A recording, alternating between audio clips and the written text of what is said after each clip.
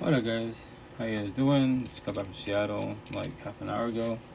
I'll go live for like an hour, 2 hours tops, but to keep it simple, probably just an hour. How was your guys' day? How's your night going? How's your body? How's your mental health? Gotta take care of your body takes care of you, and that's physical health. And don't forget about the mental health. 'Cause you could be a gym brat. I'm happy for you, but are you physically fit? Are you mentally fit? Especially if you want love. If not, you have a lot of healing to do and respect for you. You're like not knowing when like you self sabotage relationships because why? Think is not knowing. When you think you're ready, think is not knowing. Respectfully, I'm gonna tell my body, I'm gonna back and say, think is not knowing, judge is not knowing, assume is not knowing, gossip is not knowing. You gotta know you're ready. Dead ass man. I said all the time. Y'all want love, Do you know what love is? Do you comprehend what love is? If you knew what it was, I promise you 1,000, you would not be in a toxic, love, broken, codependent relationship. If it does become toxic, I preach about doors. The door is right there. What? The door is right there. You can leave anybody. Anybody can leave whenever they want to. That is their free one choice. Nobody has to stay. That's why I'm trying to do your rap negative. I look like I do prison tattoo, thank Hilo, but no, that's not my gift. If trust me, if my gift was music and poetry, I would have been viral fucking 5 years ago. But I don't. That's not my gift. My gift is speaking. My tattoos, black and white, every which way. I preach about life to the fullest. Trust, man. But once again, that's not my gift at all. Everybody has their own gifts. I just preach about life, raw real life, raw real feelings. These toxic love, broken, codependent relationships, and if kids are involved, co-parenting. And if otherwise, the healing journey, the awakening journey, the last hardest one, the woke journey. Now you get your life back. You're not a victim. You're not a warrior. You're not a survivor. You was past version yourself. Now you're woke. Face tattoo, arm tattoo. One of these arms says that. Now we just tell a story. I just tell stories. All the shit I talk about, all the clips that I play, that's the words of myself. I wouldn't ever. Then I was like, yo, what's toxic? What a breakup? What are divorces? What's insomnia? What's the healing journey? I comprehend it. I'm already overcame all that. Capital E. You want to ever hear me on any live session in the streets? Guess what, guys? I'm going through a breakup. Now I'm standing depressed. Like what? There's a million queens in the whole universe. Why would I stress about one? Make that make sense? And she can even remember this. She can even know if she wants to. Myself as a being tell the potential to be, yo, they went off the rip. Hey queen, just to let you know, I don't need you in my life. I want you in my life. For both of us, just to let you know, the door's right there for both of us. I can leave, you can leave. No, I'm gonna ask you a question. Can you handle rejection? What? Can you handle rejection? You say yes, be a partner now. But let's say you're so traumatized, you're so stuck on your exes. You thought things I know that you was over them, but you're not. Then you have a lot of healing to do. This is my life. I'm selfish in a positive manner. I love you, but I love myself more. Because if I don't got myself, I tell me, yo, if you don't got you, then who got you? Higher source, cool. Emotional and spiritual, that was by your side. Physical beings, anybody can leave, anyone can go whenever they want to. That is their free one choice. Nobody has to stay as a forewarning. So yeah, but I give shout out to Mary, to Jesus, God, Jesus, Allah, Buddha, Muhammad, the universe, the spiritual, your ancestors, and then like religious talk is a beast. I highly recommend him if you're into religion. Johnny Chang, if you're into Buddhism, Buddha's a beast. Sophia Tim, and then I don't want to misquote her name. For the healing journey, she's also another beast on Spotify, and she goes by her podcast called the Positivity Experience, and her name is Lori Wheeler. In a minute, I'll play some clips. Me, person, as a being, I love to listen to anyone's podcast that's the healing journey. That's all I care about as a being. Like, to get my attention, the healing journey, I don't care about race, religion, politics, COVID, high value, man. I don't give a shit about a dollar. Because respect for everyone out there, all you blue pillars, right? They're on a journey, not a healing journey. When you stand depressed, ask that dollar for advice to life. Ask your car, ask your home, ask anything in your household for advice to life. Other than the physical being and an AI, fucking crickets. But yes, you got $1 billion, but you sound depressed. Make that shit make sense respectfully. That's why as a being, if you want to start the healing journey, so many resources. But once again, nobody has to feel their feelings at all. But how can you say, I don't want to feel my feelings? Cool, but I want love. Make that make sense. And then hurt people. You're hurt. You don't want to talk about it. That's your free one choice. And then you hurt somebody else. That was not your intent, but you did because you couldn't talk about your feelings. And then if you're traumatized and they're the healing journey to warn you, they can reject you. I gotta go.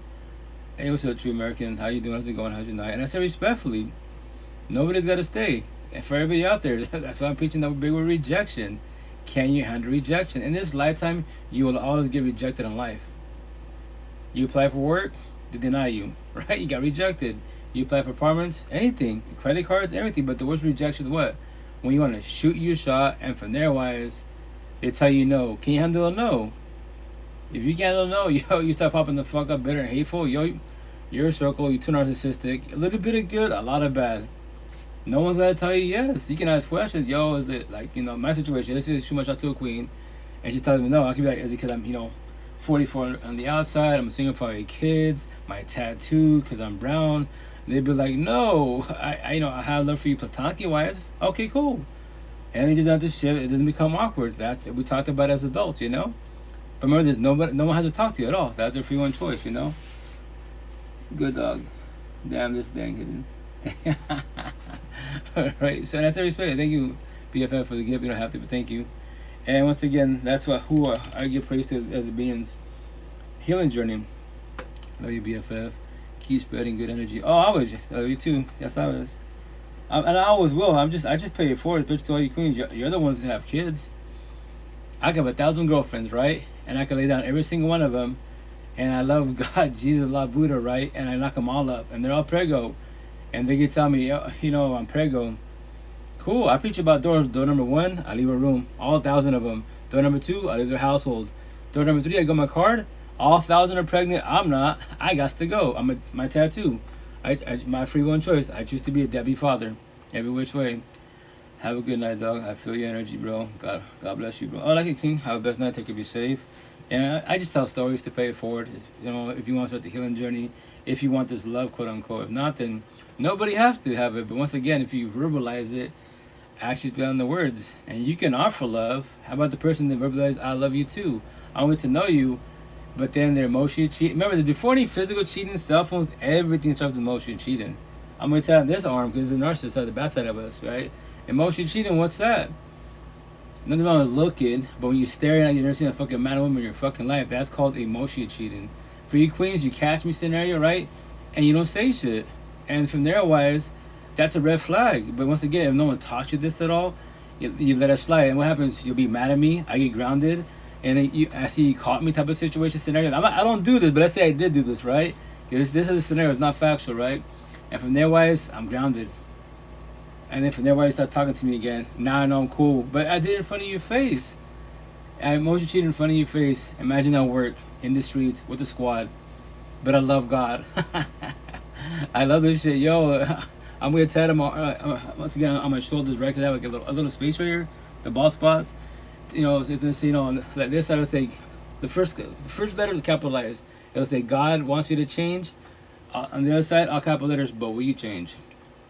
Scenario like, Allah wants you to stop being sad. Scenario, I haven't figured out the words I'm going to use, right? And then this side, capital letters, but will you change? The worst one, your ancestors want you to stop being zombies, addicts, and addiction. This side, capital letters, to trigger all the zombies, it say, but will you stop being a zombie, addict, and addiction? What?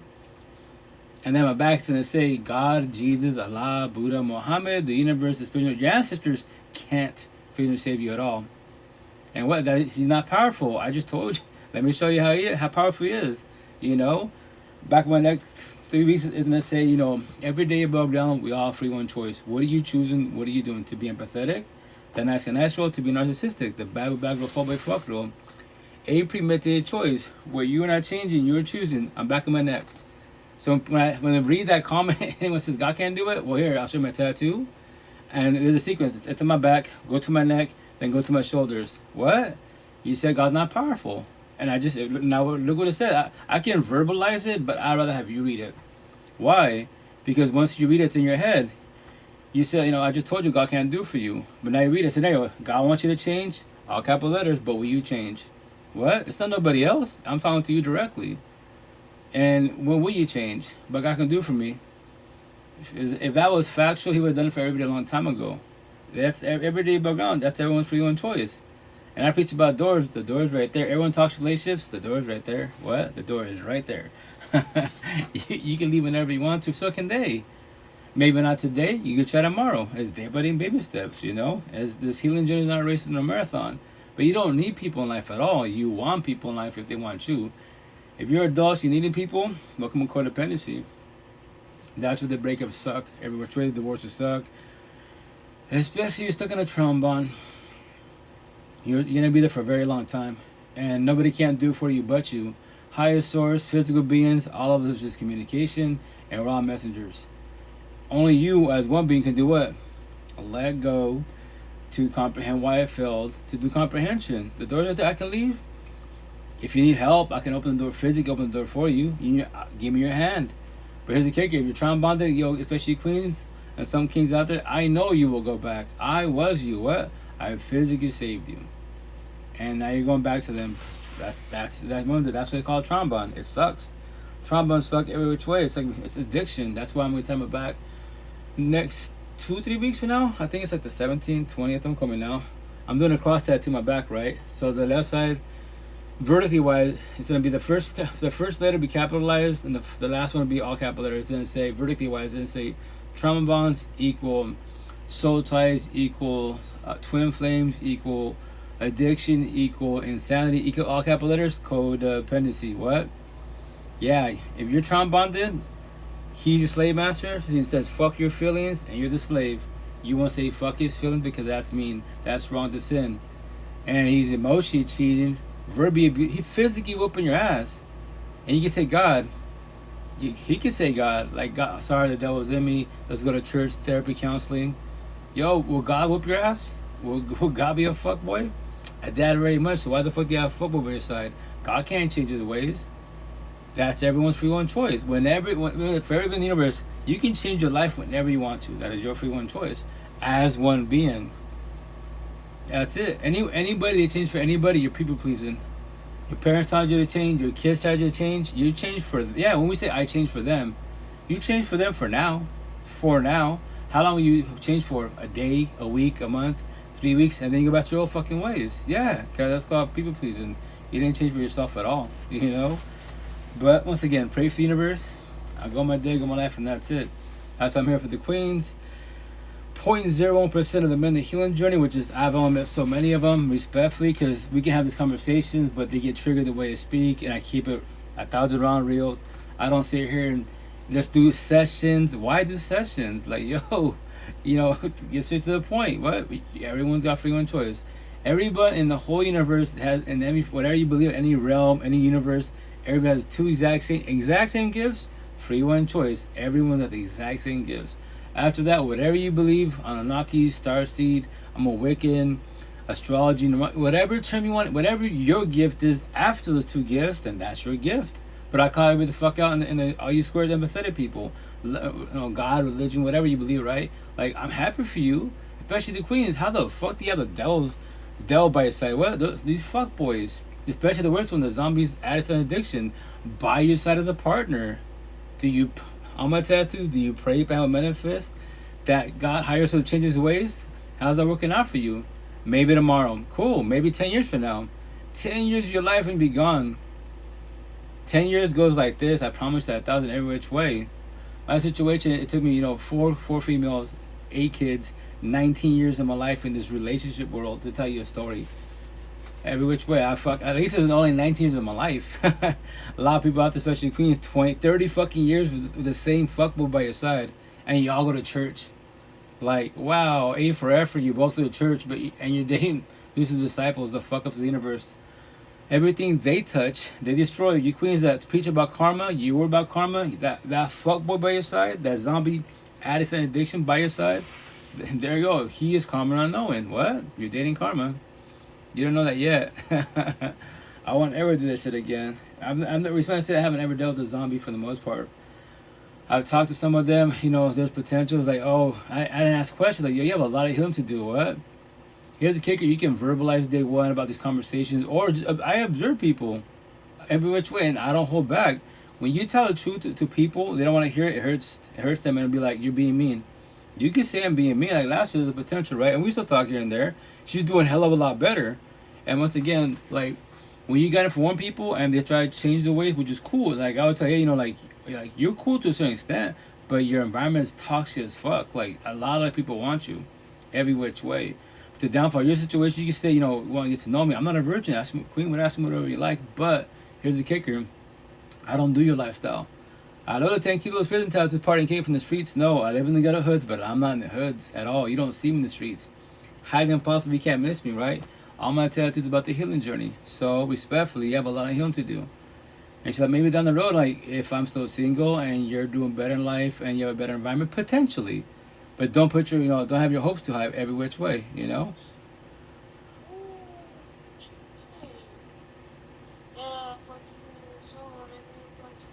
Your mother and father.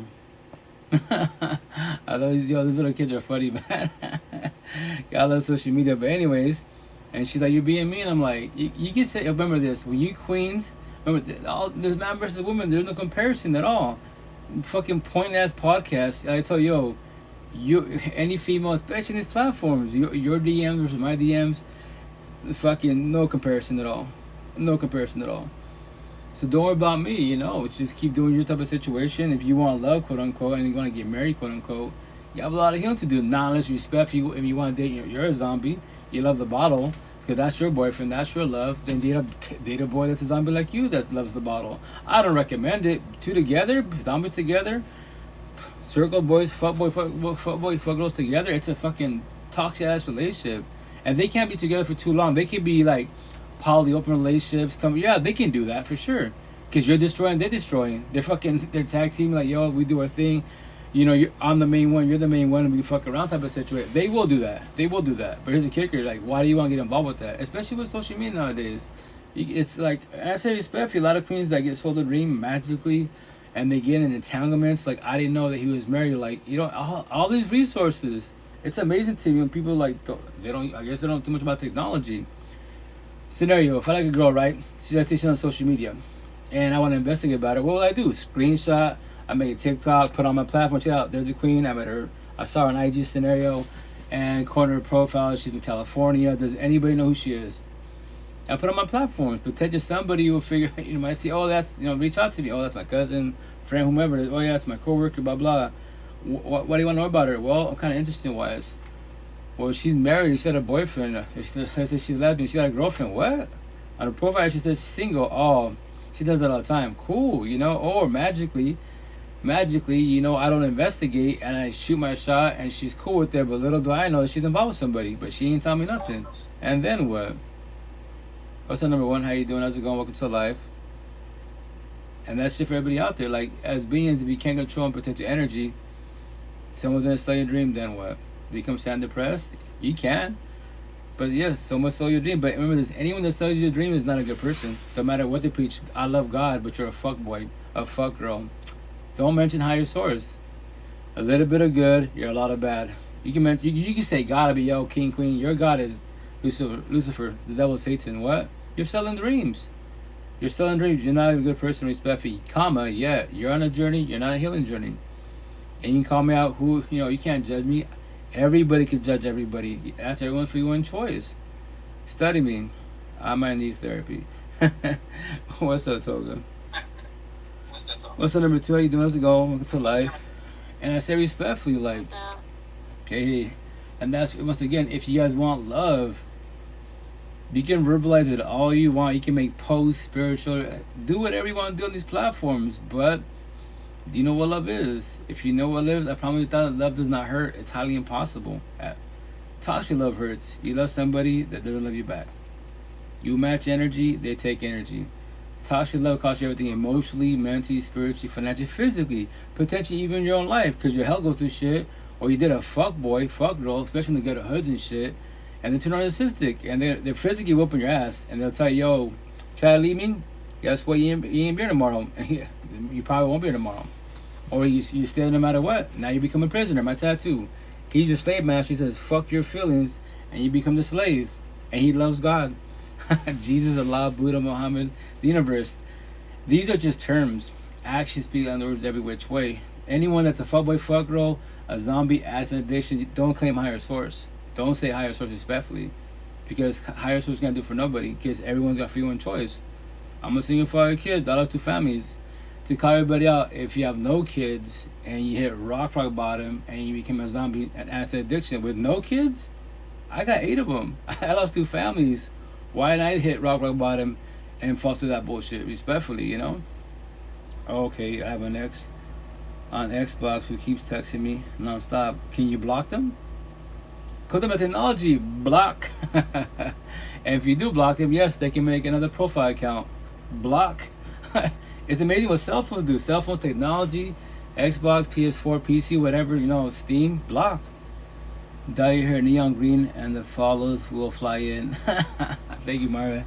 I respect and say this, like, I don't care. I say respect for you. I don't care about followers. Like, I just go live to tell stories, especially queens. Y'all the one that want love.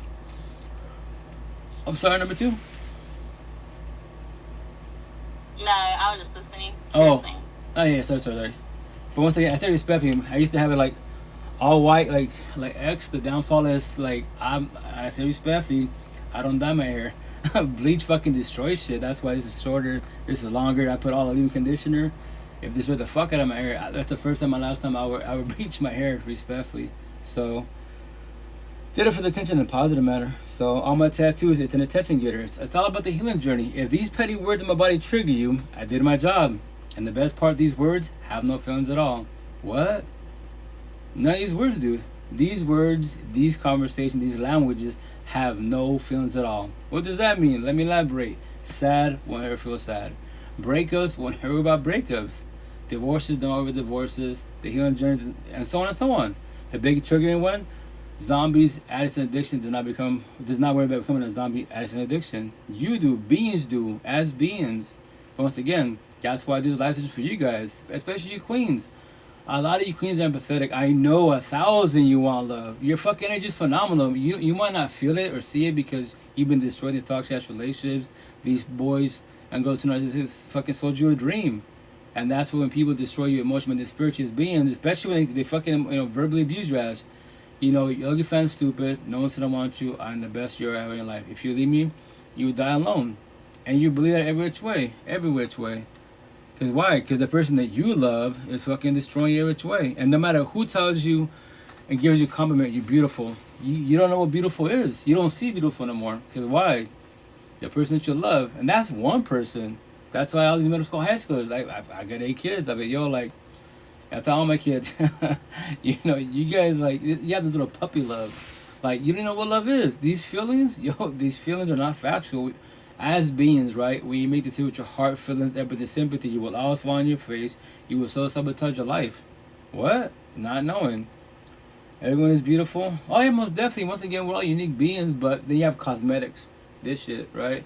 If you worry about cosmetics, once again, as the being, this is just the vessel. I'm just borrowing it. So the vessel will die to excess. That's called completion. Energy doesn't die. In my mention in my head, I'm a beast, I'm a god, I'm immortal, I won't ever die. Zeus the god ain't got shit at night. What I call Zeus the Greek god, because Zeus the Greek god loves his wife, but he was a fuckboy.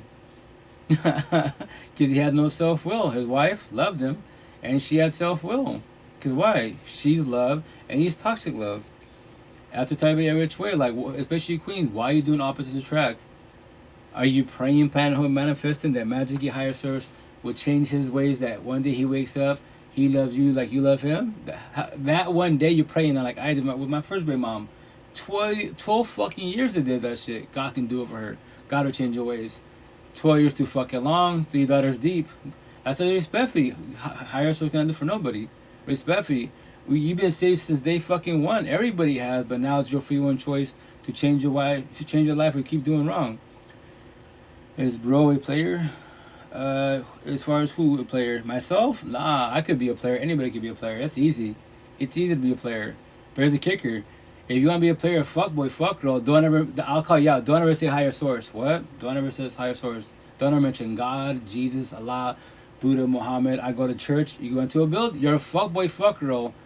And you go to church. You went to a building. You read a book, and that's it. You're not a good person. A little bit of good, a lot of bad. Especially from the ghetto hoods. All my tattoos.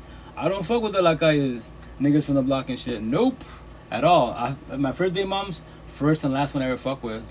If I'm doing fun and fits, yeah, sure, why not? If she's not too toxic, her environment is toxic, I'll do that. I'll chill with her. And because I respect when I say that the easiest girls to hook up with is from the girls from the ghetto hoods every which way. They're too broken. They want love, but they don't know what love is. And a real simple question for everybody out there: if you want to see like if a person's more healed or they're broken or toxic, ask us a question: how your parents doing? Especially in the ghetto hoods. Especially in the ghetto hoods. How your parents doing? I don't got a mother. I don't got a father. I'm an orphan. Welcome to toxic love. They don't know what love is. Especially when they have single parents or no parents. All they know is toxic love. And they go through the system and bullshit. Yeah, let's say I have parents. Cool, you have parents. How are they on the overall? Are they lovey-dovey? Is it toxic bullshit? And so on and so on. That's the shit. That's why all you middle school, high schoolers, I tell my kids, y'all want relations, quote unquote, middle school, high school, but let's say it's on our side. Let's say I would say with your mom still, right? We're toxic. That's called toxic love. And then you'll say the potential like their parents are toxic. That's toxic love. So both of you are toxic love, and you don't know what love is, and you think that in middle school, high school, you can be a couple and then figure what love is. It's not gonna work in your favor at all. And then you're gonna be all my tattoos in middle school. All you middle school, high school, you're in relationships, and it falls apart, especially with social media. Fuck boy, fuck girls. What's up, number one? What's going on? And from there, wise, I pray by manifest. Like in middle school, high school, you have anxiety, depression, paranoia, PTSD, suicidal thoughts, low self-esteem, anger issues. In middle school, high school, and you weren't like that until what? Until you got involved with somebody. That's to tell everybody out. All you middle school, high schoolers, your relations can make you, break you, never destroy you. One person came in your life, you saw them a dream, they sold you a dream, and you both love God, Allah, Buddha. Really? How's it working out for you? Respectfully, What's up, Toga? Welcome to life. How's it going? And you don't have to talk. That's your feeling. Hello.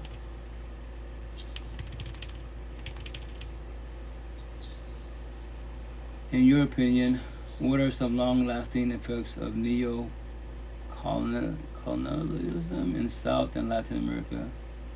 Neo? Can you elaborate Neo? What Neo like from the Matrix? Neo? I don't know what that is. If you want to elaborate more. And colonialism, as far as like the whole race war bullshit. If it's the 2D world, global conversations. Respect say this. I don't know. I don't really care for that. I used to debate about that, talk about that, like black versus white, brown, Hispanic versus Latinos, Spaniard versus. It's irrelevant. Respect say this. What does it have to do with your personal feelings as one being? You can be the best debater about black versus white, yellow versus purple, Democrats, Republicans. But as one being that you're debating, you're sound depressed.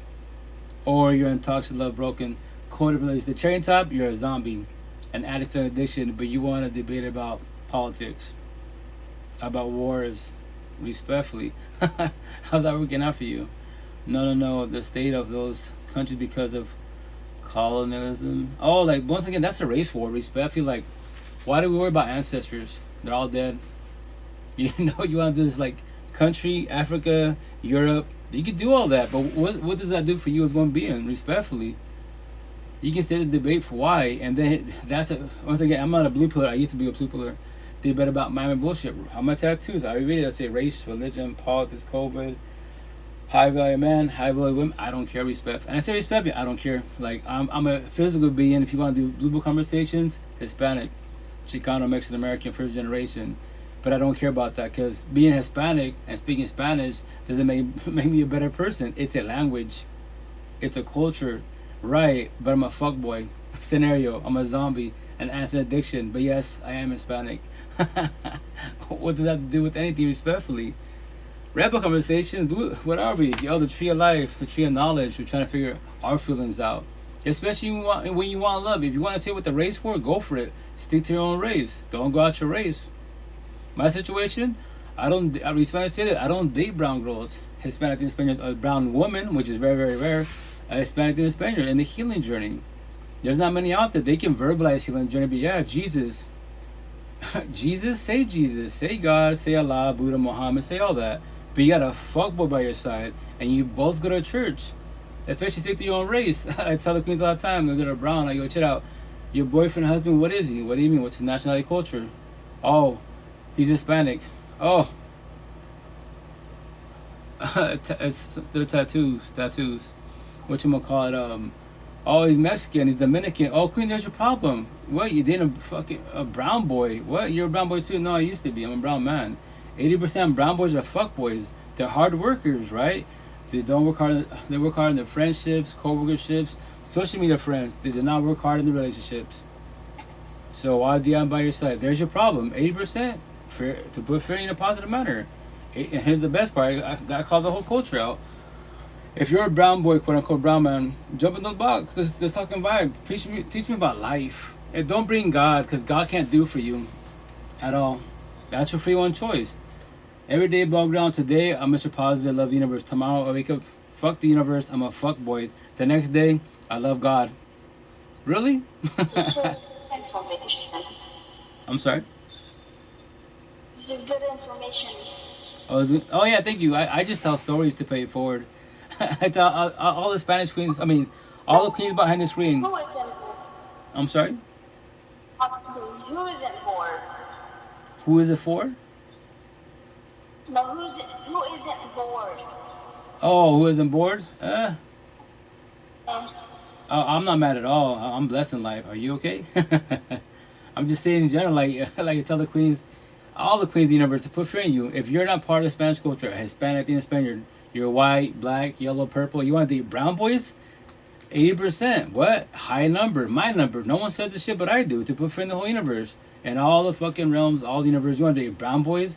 80% brown boys are fuck boys. Like their brothers, their fathers, their uncles, abuelitos, grandfathers. They go to church, love God, but they're checking out the young girls because they're just like OnlyFans in church. Emotionally cheating in front of your face. And then the machismo, and there's double standards where he could be a manho, but the girlfriend's got just like a fucking nun and talk to nobody. Yeah, and God could change his ways. Look at your grandfather. He's still a fuckboy at 80 years old. Still whooping your grandmother's ass, but he loves God. Actions speak on the words. And once again, respectfully, higher source cannot do for nobody. At all.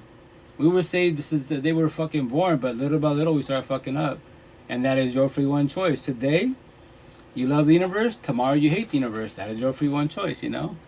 Alright, well, do you believe there are aliens in our galaxy or won't until you find Andromeda? I don't know what that Andromeda is. Aliens? Well, yo, King, we're all aliens.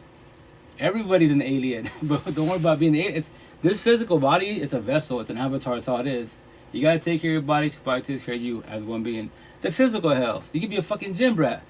Are you fit? Are you mentally fit? Emotionally, spiritually, as a being. Are you mentally fit? You know? And once again, I believe there's aliens, but we all have the same shit. It's a scenario, right? Scenario. I meet E.T. and he takes me to their planet and their realm. I guarantee you 1,000 of my tattoos, because they're physical beings, right? I'm gonna see the same shit. Toxic relations, fuck boys and fuck girls, zombies added to addiction, wars and bullshit. I'm like, all this technology. You just took me to your realm in 2 seconds. And the same shit on our planet, ours, same as all my tattoos. And you guys have all the technology and you haven't figured out what the healing journey is? Your higher source can't do it for you. If he could, why the fuck do you guys have zombies? Why do you have these man-made wars? You have a lot of healing to do. And no one's got to get physical, respectfully. Use your words. They use God as an excuse. Oh, for sure they do. You know what's up, Ghost? Hey, bro, I'm here for you, brother. No, you need to hate anyone, bro. I don't hate nobody. Once again, I just speak, firmly. But no, I don't hate nobody. Once again, I love the universe. I just say scenarios beings like I'm here for the queens. Every which way, 0.01% man, the healing journey, we talking about vibing. That ain't shit. I've been doing this for 5 years. This time in 6 seasons. It's a live podcast. I just tell stories. I play clips. The best part when I play a clip, if it bothers you, triggers you, I did my job. You don't see what I see. You hear someone speaking, not myself, which I'll play a clip in a minute. And the intent as beings, if you're doing the healing journey, if you want love, quote unquote, higher source. When you hear the clip and it triggers you in a negative manner, like sad, depressed, bitter, hateful, talk to yourself. You should want to talk. You have to talk to yourself. The word have is triggering. You should want to talk to yourself. So how and why do I feel the way I feel? I'm not speaking. The guy with the tattoo is not speaking. Somebody's speaking. Now I'm sad. Now I'm depressed. Now I'm bitter. Now I did my job. And the best part, these words have no feelings. Sad one or feel sad. You will. I will. Right? Potentially. That baby mama drama on here. Oh yeah, I don't miss none of that bullshit. All those bitter baby mama, baby fathers. Initially, is like I was. It's because of feelings. No one really realizes this shit. Yes, the breakup happens. Yes, divorces happen. Kids are involved. But initially, for the most part, a lot of people start with the bitter baby mama, baby daddy drama. Because why? You and I cannot get, especially before I say the saying, the longer you are with an individual, the more it's going to hurt you. Potentially both of you. And especially when kids are involved. And this is the victim mentality. I gave them 5 years of my life. I gave them 7 years of my life. Victim mentality. Point the finger at your ex for now. That's the awakening journey. Less energy on your ex. More energy on yourself. The person in the mirror. We gave each other 7 years of a life. Now you're doing accountability. And now you're trying to figure out why it failed so you don't do this shit again. If not, in this lifetime, how many bodies are you going through till you figure out what love is? 1, 2, 20, 100? Fuck love. Fuck love, but you love God, higher source, science, whatever you believe in. But fuck love, okay. Jesus loves you guys, don't forget that. Oh yeah, for sure, Jesus loves the whole universe. God, Jesus, Allah, Buddha, Muhammad, the universe, the spiritual, your ancestors. Yeah, whatever you believe in, they love you. And you can love them back, but here's the kicker. If that's factual in the overall, how you untoxic love broken coded relationships, or you're so traumatized and so destroyed that which is your free one choice to be single, but because you're scared of trust and loyalty, like someone's gonna break it again. Do you worry about rejection? Anybody can reject you whenever they want to. That is their free one choice. Anybody can leave and ghost day one, day 1,000, and they can talk to you as an adult, or they don't have to talk to you as an adult. That is their free one choice. I know it sucks, and you can say it's wrong. On the overall, yes, it is wrong, but that everyone has free one choice. No one has to talk to nobody, at all. Last night you're a couple, you've been together 3 years solid. Keep it simple, no kids, just a couple, lovey-dovey, everything. You know, everything's in sync. Work everything, right? You both go to work and you come back home and you're expecting to see your partner after 3 years. You have the same routine, everything's lovey-dovey and shit. Last night, everything was on point. You became TLC, sex intercourse, became one. Everything is beautiful. So once again, you come back home and they don't come back home. Call them, you're blocked. Text them, so you're blocked at every fucking platform. And they left the shit at home. Well, maybe they're just having a bad day. Maybe they'll come back tomorrow. Maybe. And they say they don't. They don't. Are you ready for that? That's called rejection. Is it wrong? Yes, it is. But that is their free one choice. And it is your free one choice to stay sad, depressed, bitter, hateful, or go on with your day, go on with your life. That's why I preach. I've been preaching more about rejection because it's a hard-hitting subject. I'm sorry. Oh. Sorry, I'm just kidding. Oh, you good. I think he does it because God isn't real to me. Oh yeah, no. Once again, you can be atheist, science, whatever. Like, as being allowed, you show respect. That's what I care about. As being, nobody has to. Remember this, and that's the part where it becomes like people start bumping heads. Like I'm an atheist. Like for example, Jack on here, he'd be like, God. He'll start laughing about it, and it triggers people religious. I'd be like, well, there it is, guys. Jack's an atheist. And Jack's like me, he's blunt, he doesn't hold back. I go, I'm born as a Catholic. I don't get offended if anyone says, fuck God, that's your free will and choice, say that. That is your belief. And nothing against you, you know? But if you're trying to do opposite track, like scenario, I'll vibe with any queen that's launching the healing journey, more waking woke journey wise, unless she's atheist. My family won't like it because, I'm born as a Catholic, and they're probably like, a lot of family will get manipulated. They'll be like, I know you guys, you guys are a lovey-dovey type of situation, but we are your family. We came before her, and we believe in God. We raised you to believe in God. And she doesn't believe in God. She's an atheist, all this stuff. That's wrong to the devil. Remember this, when you're Bible thumpers, anything out of like whatever, let's say, I'm raised a Catholic. So Catholic Christians, we get along to a certain extent. But I can't vibe with Jehovah's, Mormons, Pentecostal, spiritual, none of that, because that's all the devil. Crystals, the devil, and so on and so on, right? I call them people Bible thumpers.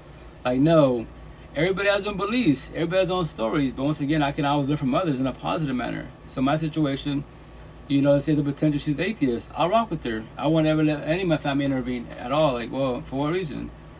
Yo, I need help. How do I stop being such a jealous person in my RLS? Can you elaborate RLS? When it comes to jealousy, that's from your exes. If your ex was jealous, you was jealous, right? Because the thing is, we mirror our exes, or little by little, you start becoming jealous because they were jealous. So to work on that, you should first and foremost fall back, be alone. Don't get in relationships. In the beginning, like the Bible talk, in the beginning, everything starts with love. Every friendship, every partnership starts with love. And little by little, when it starts falling apart, the sparks are ending. Now you have a problem with the bullshit. Now go to toxic love. What was the red flags? When it started passing boundaries? What? Everything. Once again, to this whole universe, love is the answer for everything. Love starts with everything initially, but then it'll go to toxic love. You don't want toxic love. You know? You need help, my hermano. Cristo murió por ti. I don't need help. I'm blessed. God, yeah, God. You know, Jesus died for us, right? There's a kicker. Jesus died for us, especially in Spanish culture. 80% Brahmas are fuckboys, and they love God. They're emotionally cheating, and my tattoo, machista, Spanish 101. Whatever tongue you speak, I'm gonna do English. Machista means narcissist. So you're Japanese, narcissist, translation Japanese. That's the first term, right? The second term, mande mandilon, beta simp. You're an empathetic person. And then machismo, all right here, machismo, narcissism double standard, where he can be like in the brown culture, because your father's doing it, your brother, uncle's doing it, your grandfather's doing it. He can check out girls in front of your mom's, and from there, your mom can't say shit. She gets scolded. And he's a fuckboy. You ever cheated 1 time, 20 times? You know what? I'll go to church and I'll talk to the priest and I'll pray my sins to him, go to confession. And what the fuck's the priest gonna say? Oh, it's, you know, sinner, let's say I'm the fuckboy. Sorry, Father. It's corny ass conversations, corny ass fucking confession. I cheated on my girlfriend for the 10th time in 20 years. And the devil got in me. And then what's the priest tell me? You know, you want God to forgive you, you gotta do 10 Hail Marys, 10 Our Fathers. What the fuck? That's it. And dead ass, yo, in all the religions, yo, if you're fuckboys, go to Catholics and Christians. Do that. That priest will tell you 10 and 10, and that's it. If I was a priest, trust me, if I was a priest, I would get fucking firepower the first day. How so? Let's say the priest comes there, right, and it's like, I'm the priest, you know, Father Rito, right? And let's say it's John. John comes there, and from there wise, hey, you know, Father, you know, I cheated my wife. You know, I feel sorry. She said, cool. One chance, first and last chance, right? Cool. Oh, you want God to forgive you, you gotta do 10 Hail Marys, 10 Our Fathers. And that's the first day that I met him the first month. Remember, you know voices. And this day comes the next month. Hey, Father Rito, guess what? I cheated my wife again. I don't know what happened. The devil got in me. And I'll be, oh, John, is it you again? You didn't learn from the last month? Okay, so now you want Jesus and God to forgive you? You want to come into the kingdom of heaven? Ready for it? Yes. If you want God to forgive you for your sins, for being a fuckboy, and I'll take the sin, you tell my pastor, my bishop, I just said, you know, a fuckboy. You got to do 10,000 Our Fathers and 50,000 Hail Marys. Then God will forgive you for your sins for being a fuckboy. But if that's too much for you, because I was going to scare you, Father John will be here at noon. He's traditional. He'll do 10 and 10. Go with Father John. Don't come with me ever again. You're a fuckboy. You're acting an excuse in life. The devil, I have my tattoos. The devil did not put a gun to you. He might have put a thought. You know what? You cheat on your wife once, twice. I promise you do it a second time, a third time. She'll always take you back. Now, what are you choosing? What are you doing? God says, yo, you shouldn't be doing that. It's wrong. The devil's like, don't listen to God, listen to me. Like the fucking cartoon. That's on my tattoos. God, a little angel whisper my ear for a higher source. A little devil Satan Lucifer whisper my ear. Every day bug round. They're talking to me. What am I choosing? What am I doing? Stop fucking pointing the finger at people. No. It's called what? A premeditated. I thought about that shit. That's why you got the housewife relationship. Everything starts from work. You got the work wife. How come everyone knows at work, hey, isn't that Rio? Does he have a girlfriend? Isn't that the Maria? Isn't she married? Hey, it ain't my problem. That's not my relationship. Fuck it. You know? In my relationship, yo, King, yalla. Say it again. I need help how to stop being such a jealous person in my relationship. Well, once again, when it comes to jealousy, that's your triggers. Like if scenario, if your partner's not passing boundaries, platonic. But once again, culture based. If you're the male, you can talk to girls, and if from there wise, the females can't talk to guys. That's wrong. I get it. Some guys pass boundaries of bullshit. But if you know your partner is not passing boundaries, platonic, then it's low respect. You should know what low respect is. If you think that every guy's alike, so you have a lot of healing to do. That's why you're so jealous. And jealousy, you will self-sabotage your relationship. You know that, right? You will push him or her away. She'll give you 1,000 chances, not 1,001. And once 1,001, emotionally, spiritually, physically, she will check out. It does not matter how she leaves you. She can leave you, ghost you, divorce you, cheat on you. She's out. She's got to go. Respectfully, you know? I'm sorry, brother, but God forgives us no matter how many times you fail. Him, no sky's the limit. Cool. So be a fuck boy. Every time you, especially you boys, your brown boys. Every time you cheat, gotta give you chances. Cool. Say that, do that. Stop being in relationships. A, Jada. B, Will Smith. Monogamy. Love. If you do Jada and August entanglement, you always cheat. Don't ever say love. Don't ever say God. You're a fuck boy. Do poly, open, benefits, fuck buddy situations. 25 your friends. Because you don't want a title on it. Say those fucking terms. Do not do monogamy because I'll call you the fuck out. Don't mention God. Here's the best part. Why isn't God, Jesus, Allah, Buddha, Muhammad, the universe, the spirit, your ancestors, fuck boys and fuck girls? So if I know they're not a fuckboy fuck girl, I'm not a fuckboy fuck girl, then why are you a fuckboy fuck girl? And make that make sense. Did the devil come in your eyes? The devil's, I was talking to everybody, but that is your free one choice. To be a fuckboy or to not be a fuckboy. Decisions, choices, you know? What percentage of your skin do you think is tattooed? It's only my arms. For the most, arm, sleeve, my chest, and I'm working on my back, my neck, my face, that's it. I'm sorry, brother, but God forgives us no matter how many times you feel. Oh, copy and paste? Please give me a new comment. No. God can forgive you, sure, but once again, it's insanity. If you do the same mistakes over and over and over again, that's not fucking, that's called insanity. It's an addiction. That's an excuses. SOS stuck and stupid. 1 + 1 = 3 answer. Simple as that. If you say sorry and you don't do it again, yeah, you're being sorry for sure which way. But if you keep cheating, no. If you keep on her ass, no. Stop saying that. Once again, in the Spanish culture, 80% brown boys are fuck boys. 8 out of 10. Simple as that. That's why I don't fuck with the Spanish culture. Born and raised in this shit. Toxic as fuck, man. Toxic as fuck. If they believe man-made bullshit, and they can say God, their God is what? Their body, their beauty, their lust, their looks, their job, money, car, home, and man-made bullshit. They can say I go to church, but they brag about the pretty-ass truck. That is their God. Simple as that. Why do I give a shit? Here's the best part. When you're standing depressed, ask your fucking truck for advice to life. Here's the best for the brown boys. Majority of brown boys, they're fucking alcoholics. Boogie sugar and shit. All day, every day. That's when they tell me you do, like, the Rasa looks at me like, you do drugs? Nah. What? I don't drink none of that bullshit. My tattoos, yeah.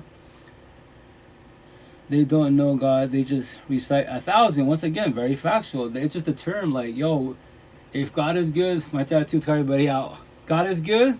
God is good at all times, right? My tattoos, both my shoulders. God is good, but are you good? What? Shots fired. God is good? Yeah, but are you good? No one's perfect about flaws. If you keep fucking up, stop saying, you can mention God. I have my tattoos for a reason. Stop saying God. You're a fuck boy.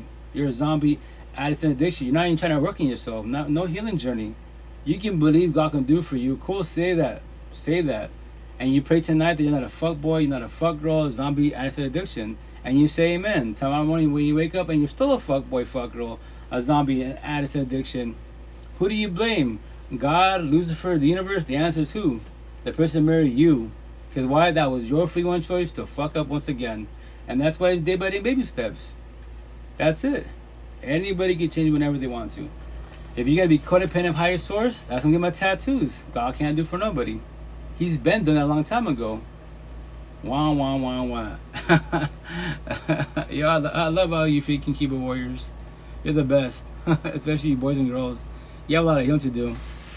Wah, wah, wah, wah. That's for all you boys and girls, especially queens that in toxic relationships. Crying about it. The door's right there. What? For everybody out there, the door's right there. Especially when you're as an adult. If you live out of the household, you live by yourself, God loves you, God loves everybody, every which way. Emotionally and spiritually, God, Jesus, Allah, Buddha, Muhammad, the universe, spiritual your ancestors, always by your side, 24/7, 365. Now, the question is, can they meet you halfway? Are you by their side? Or you reach out to higher source, like a lot of us do, where we're in toxic relationships, we're going through breakups, when we're zombies, addicts and addiction, when we're fucking hitting rock bottom in life. And then higher source helps us out, and then we feel good, and then we stop praying. And we stop going to church, whatever you believe in. But that's all. So the higher source gives you unconditional love. We give them what? Conditional love. Yeah, I used to do the same shit till I was 39. Every which way, like, damn, like, higher source, yo, I'm going through a situation. Like, I don't know how I'm going to get this little money type of situation. My situation, single 5 kids, like, fuck, I'm tired of screaming by. He always comes in clutch, right? But my situation, like last 5 years of my life, I always pray. I'm once again on my tattoos. I pray to God, Jesus, Allah, Buddha, Muhammad, the universe, the spiritual, our ancestors, because there's so many categories. And that's it. You know, I'm not gonna sit here and debate about things that don't know. Because remember this, everybody has their own beliefs. If you're born and raised a Buddhist, you'd be like, I just believe in Buddha and that's it. I don't believe in atheists. I don't believe in Jesus. I'm not gonna be mad, be a Bible thumper. You have to believe. Really? You have to? That's for I call you Bible thumpers. You should want to believe. But nobody has to. Nobody has to believe in nobody, man. That's why which I say to the fullest of the time of my back, it's gonna say God, Jesus, Allah, Buddha, Muhammad, the universe, the spiritual, our ancestors and beings were all communication and we're all messengers. Nobody has to comprehend nobody at all. What? I just told you the answer. I don't have to comprehend you at all. That's my free will and choice. You can say there's a God. I'd be like, there is no God. What? I just believe in science. I believe in a rock. I believe in whatever. That's my free will and choice.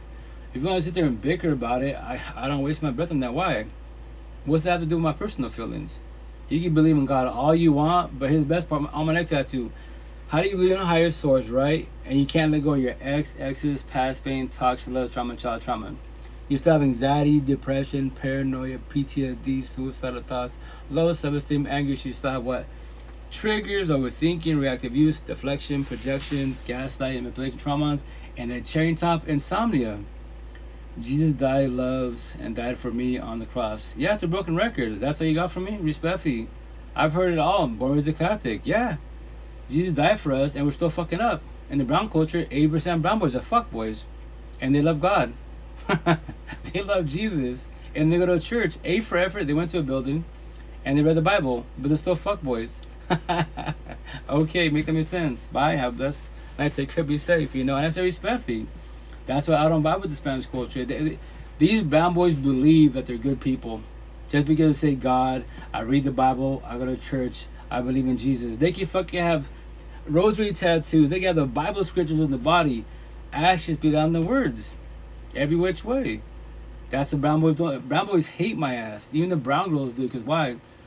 That's the last culture I'll date. I'll date every culture in the universe better brown culture. Why? I know our culture. These brown girls cosmetically beautiful. They can say God, Jesus, downfall. They don't know what love is. They don't know what love is at all. They can say, yes, I know Jesus, yes. Jesus, God is love, right? I get that. But you have a brown boy, 80% brown boys that look like I do. Tattoos, no tattoos, they're fuck boys. So you're love, and he says he loves you. He's emotionally cheating. That's culture based and machismo bullshit. And you gotta dress like a nun to nobody. But he can talk to all the females.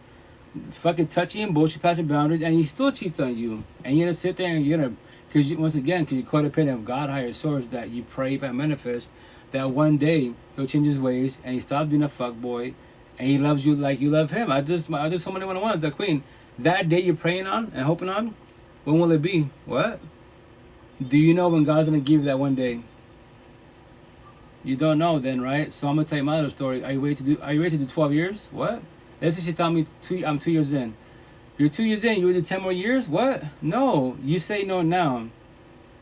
But if you're codependent or if you believe that God would change his ways, wait 10 more years. And I remind you, and I'm giving you shit in a positive manner, because that was you. I waited 12 years too fucking long. You should pray by manifest that higher source gives you the strength to walk the fuck away. The door's right there. What? It's right there. You're adults, right? Stop being the mother, stop being the father, stop being the probation officer. You know? That's not your kid. Go to that door and don't ever look back. Don't feel, you're queens. Don't feel guilty. That's a fucking boy. That's not a man. A man wouldn't cheat on you. At all. Healing journey, we don't do that shit. We talking about with you. If it's falling apart, we have the dog conversation. Boys and girls, they cheat. They body out. They fucking ghost and all this sell dreams type of situation. So yeah, that's what I got live for. That's what I'm saying. Like, brown boys want to jump in the box face to face. Like, yeah, there's no way you're gonna have a good conversation with me.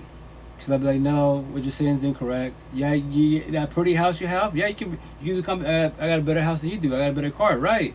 But now go talk to the car. What? When you and your wife having toxicity in your household, talk to your house, talk to your car, talk to the bottle, talk to the booger sugar, for advice to life. How to make your relationship better. Fucking crickets. Only beings and the AI can talk to you. I can talk to you. Yeah. But do you want to talk about your feelings? No. Do you want to hear that you're fucking up? Well, I'm not fucking up. I pay the bills. I take care of the household. Yeah, that's maintenance. That's how you just maintain the building. You maintain the household. But are you talking to her? Because, remember this. If you're not doing it, somebody else will do it. What? Yeah. Ready for that? Anybody can cheat. Anyone can leave whenever they want to. That is their free one choice. Is it wrong? It is wrong, but they could do that. So that's the shit. That's the shit for everybody out there, man. But anyways, let me play the clips really fast. And this is more like a do not stay for the kids. So, and I say, and she's brown. Like I said, it's like my situation, and I say respectfully, like a lot of queens have these podcasts, right? Especially when it comes to Spanish culture, which is beautiful. I tell everybody to do a podcast. The downfall is like when it comes to like the Spanish culture, the Spaniards, like the queens and the kings. Or I'll say to be nice, but I call more boys and girls. They don't know this conversation. I keep it 1,000 round real day one. I'm like, no, but God, yes, I know it's me triggering when I just tell you this. That God can't do for him. But that means God's not strong. I know someone's incorrect, but guess what? You're not stay for too long. Keep doing your podcast. On social media, you're beautiful. All that good stuff. Everyone's your DMs. I'm happy for you. You can pull whatever you want. You're going to pull them. Can they keep you? Can you keep them type of situation? And once again, higher source can't do for nobody. Because if you have a fuckboy by your side, when will your boyfriend stop being a fuckboy? When he stop being a zombie as an addiction? Respectfully, But anyways, this clip says, do not stay for the kids. I won't be crying in this video because there's no time that I will be able to make this and not cry.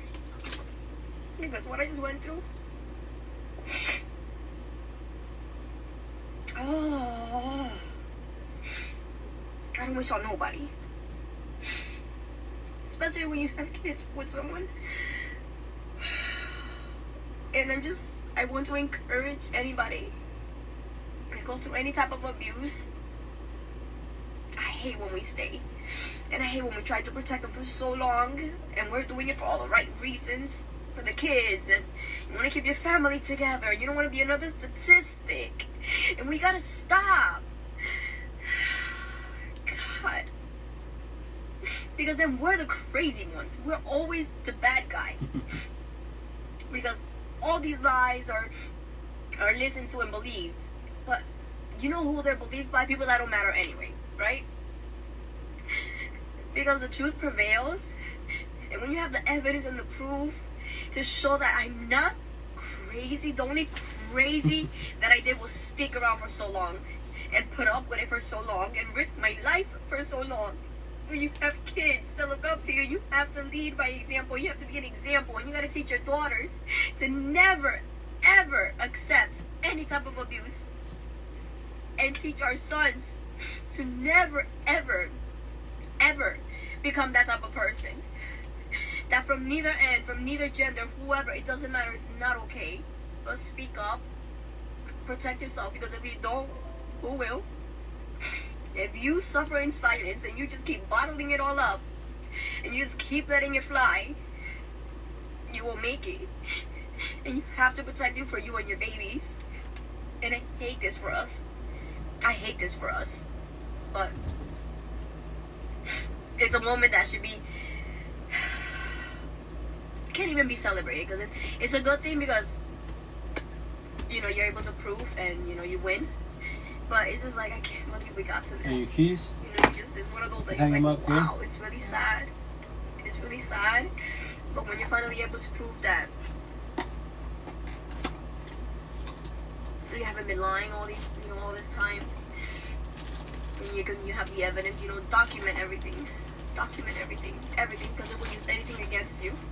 And it doesn't even make sense. Document everything and just protect yourselves, please. And we gotta do better for our kids. That's what kills me the most. It's my babies deserve so much better. Yeah. Pretty sad clip, man. Like, the overage myself, like, 5 years ago, fucking, when kids are involved, like to say, like, if you're going to break up divorces, no kids involved, yo, queens, kings, the fucking door's right there. Run like Forrest Gump and don't look back. Move to a different state. Do what you gotta do. But when kids are involved, everything changes. Try to do co-parenting. I do co-parenting now. My second baby mom's the mother of boys. First baby mom's my tattoo, nothing against her, deadbeat mother. She's not up to I, she thought to her daughter, but that's her free one choice. Everyone's got the exact same gifts every day above ground. So it sucks. That's why I do this podcast for you guys to tell stories to put, for warnings. Like, if your relationship's toxic, you believe having a kid, getting married, make it better. It's fucking bad to cuts and wounds, that's all it is. You be happy for a day.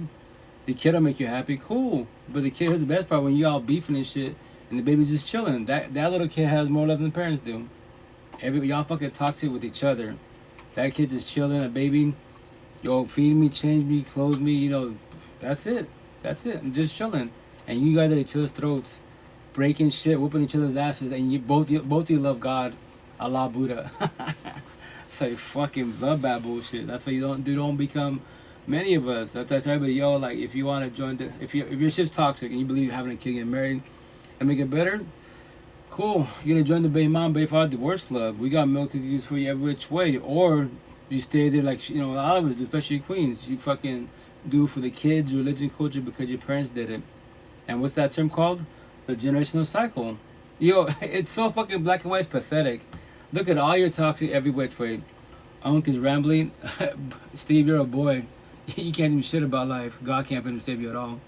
That's what I'm saying. Men do not support men at all. Fuck no. Women support women. Kids support kids. And men talks about life. We get shitted on. Especially from boys. But once again, I love to fucking bully bullies every which way. No man in the universe can do shit about life. There's like fucking 0.01% that I talk to. We talk to a certain extent. After that, and there's still fuck boys and be like, dude, look at you. Okay, you speak God, higher source spirituality, which is beautiful. But you're a fuck boy. Do you tell the queen the potential, or the king, whatever you're into wise, right? Day one off the rip, yo, just to let you know, I do benefits. I don't do relationships. I try relationships, but guess what? I always cheat, so now I do poly, open, benefits. Yo, what? No. So you sell dreams. I'm gonna tell you this arm. This is the bastard. All your boys and sisters is gonna say, stop selling dreams. What? You're selling fucking dreams. You're toxic love. And anyone that the fuck might tell you your circle, all you boys and girls are narcissistic. You bad with fuck with fuck girls. All you zombies, that's an addiction. It's gonna say you are for the streets, comma, toxic love, you are not good for homes. Comma, love, what? You don't know how to love your own self. You're a fuckboy fuck girl, you're a zombie and acid addiction. You don't know what love is. You don't love your own self. So you can verbalize love. I'm like, you're not love at all. You're far from love. You're toxic love. What? Everything you touch, you destroy. You are common unknowing. Tell me I'm wrong. Tell me I'm wrong. You use everybody for whatever you can. And no matter how you do it, no matter how many people you destroy, because you hate yourself, you dislike yourself. Yeah, I know that already. Everyone's robotic as fuck. Either you're too narcissistic, you're too empathetic, or the worst ones are the zombies added to addiction. I only fuck with squares. As I'll be your. If typically most of us we could definitely be friends because you're in the healing journey more likely. If your boys girls circle narcissistic, I'll be your real support team. I'll be your, an associate. If you're not too toxic, your environment's not toxic, I'll even call you a friend. But that's it. If she's the queen, potential, no queen respect, you have a lot of healing to do. I like you. You can like me all you want. You love my energy. Yeah, I hear it all the time. Respect. Yeah, I love your energy. Yes, you're a man to me about life. Yes, I know. But once again, there is no us. Maybe down the road, if you're in the healing journey more, in the waking woke journey, and you're actually becoming a woman, we have this deep conversation. If I'm still single, potentially. We can try them, but for the time being, control your feelings. Do not sell yourself a dream. What do you mean? If you in our fucking heads, when you're too empathetic, what do you think? You overlove, you overthink, be a cute couple, get married, have cute kids. Why are you deep in the future? And when you shoot your shot, especially the queen, because they take rejection harder than men. Because why? You females can pull whatever the fuck you want, whenever you want. Straight, gay, trans, 24/7, 365. Your options are zillion to fucking one. There is no competition. But the day that you shoot your shot and the person tells you no, like what? And you can be like, your narcissist traits come out. You're just pride and ego. Look at me. You're telling no to this, no to me. Like yeah, I just told you no. You can ask a question. Why did I tell you no? Why you just gotta ask me a question? No, because respect. I see through your, I see your energy. Like yes, cosmetic queen, you're beautiful. Yeah, money, power, fame, only fan game, my fuel. So all this, man, I don't care about that mammy bullshit. I date your mind. Then your looks, then your body, then your environment, then your universe. The old version of myself, I just date you and that's it. What do you mean? I'm only gonna ask about you. What's your favorite color? What do you do for fun? The corny ass conversations. Like, no. What's your everyday life? What do you mean? What's your universe like? Because you got your universe, I got my universe. You got kids? Cool, you got kids. You co-parenting? Cool. Let's figure out what's your time slots with co-parenting. I do co-parenting on my side, and we break it down together. I do speed dating day one. I might not sit here and do years of conversations. Dates? What's dates? I don't do dates. I do one date and that's it. Nothing no more, nothing less, you know? Respectfully. And that's like her, the queen, I'll play that clip. You don't stay there for the kids, man. If you stay too long, it's not good for you at all. At all. Because if the relationship's toxic and, you know, the verbal abuse in front of the kids, shit's breaking in front of the kids, if you break out on kids for the most part, you're pretty much strong. You're like, okay, there's mom and dad, they're beefing type of situation. Let's go outside. Let's see them when the war ends and they calm down. Cool, mom and dad calm down. Now they're back to normal, quote unquote. Fuck all that. Your kids are not knowing yet to become traumatized when they become older. And they once again, they get toxic relationships and they think yelling, that's love. Like, that's toxic love. You know, that's why anyone that you play with and they flinch, more likely to get their asses kicked at home. Yeah. That's the shit. That's what I preach about, which I'll get tatted on, I think, on this farm somewhere. All capital letters, everything starts from home. What? Everything starts from home. And before that, everyone's stuck on what? The generational cycle. Everybody, all. Every which way. So once again, the relationship's toxic. Don't fucking have the right fucking idea to get married or have a kid. It's not going to work in your favor at all. You will join the baby mom, baby father divorce club, or you do it. And there's the best way you do it for the generational cycle and your future in front of your face. What? Everyone's future in toxic relationships literally in front of your face. Your middle school, high school, toxic relationships, right? Look at your parents, if you have parents. If there's co-parenting, if there's parallel parenting, or you have Debbie mother, Debbie fathers. There it is.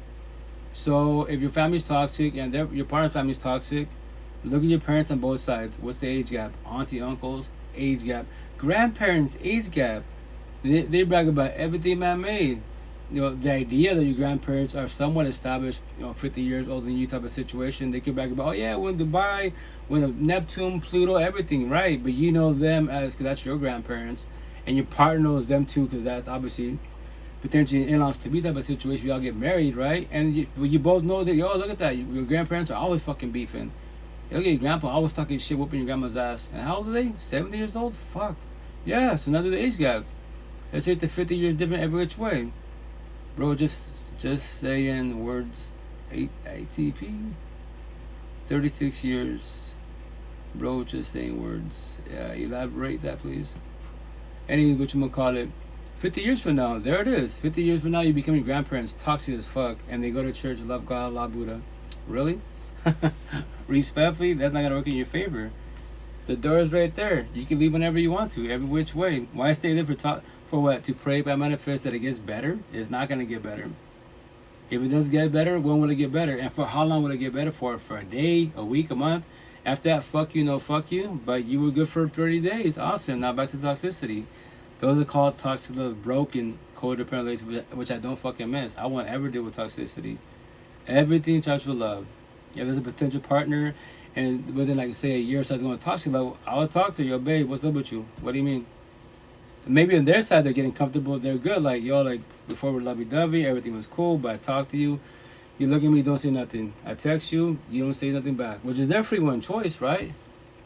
So what's going on with you? Is someone else got your attention? Are you getting bored?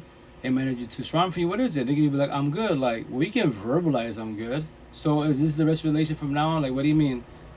If you look at your text, look how long it takes for you to respond. I'm talking to you, right? Right now, magically, you're talking to me, right? So tomorrow, when I look at you, babe, what's up with you? How was your day? And you don't talk. This is what we're doing? Just to let you know, and that's why it's being in the healing journey. If you're in a relationship with everything starts with love, because we all say the same shit. In the beginning, love, right? The Bible talk. And when it was to toxic love, give yourself an ETA time. What? Give yourself an ETA time. For how long we give this person, your love, time, feelings you can't give back, you can't buy it back. God Almighty cannot give back to none of you. It's been written, that's why it's called the past. So that's why you make yourself an ETA time. And you verbalize it. Let's say that I have a partner, once again, it was good for 7 months, 8 months solid, now it's turning toxic. And she can say she's good on her side, like, no, we don't talk. There's no TLC sex in the chorus. There's no converse. There's nothing. Nothing. You could be. You're verbalizing it. Maybe you're comfortable. Maybe this is how your last relations were. Everything's about love, lovey-dovey and bullshit. The honeymoon phase, and now you're comfortable. Like, I don't like this, at all. So here's the kicker. First and foremost, you don't change for me. You change for yourself first and foremost, and then for our relationship, gets for in life. Just to let you know, you don't have to comprehend that it's your free one choice. You see that door I told you day one, 9 months ago. That door's right there for both of us. I can leave, you can leave. So I'm just letting you know, for warning, 30 days from now, if our relationship does not get better, I'm just letting you know, and you don't have to comprehend, once again, that's your free one choice. I'm going through that door, and I'm not looking back. What? You're leaving? Not yet? 30 days from now I will.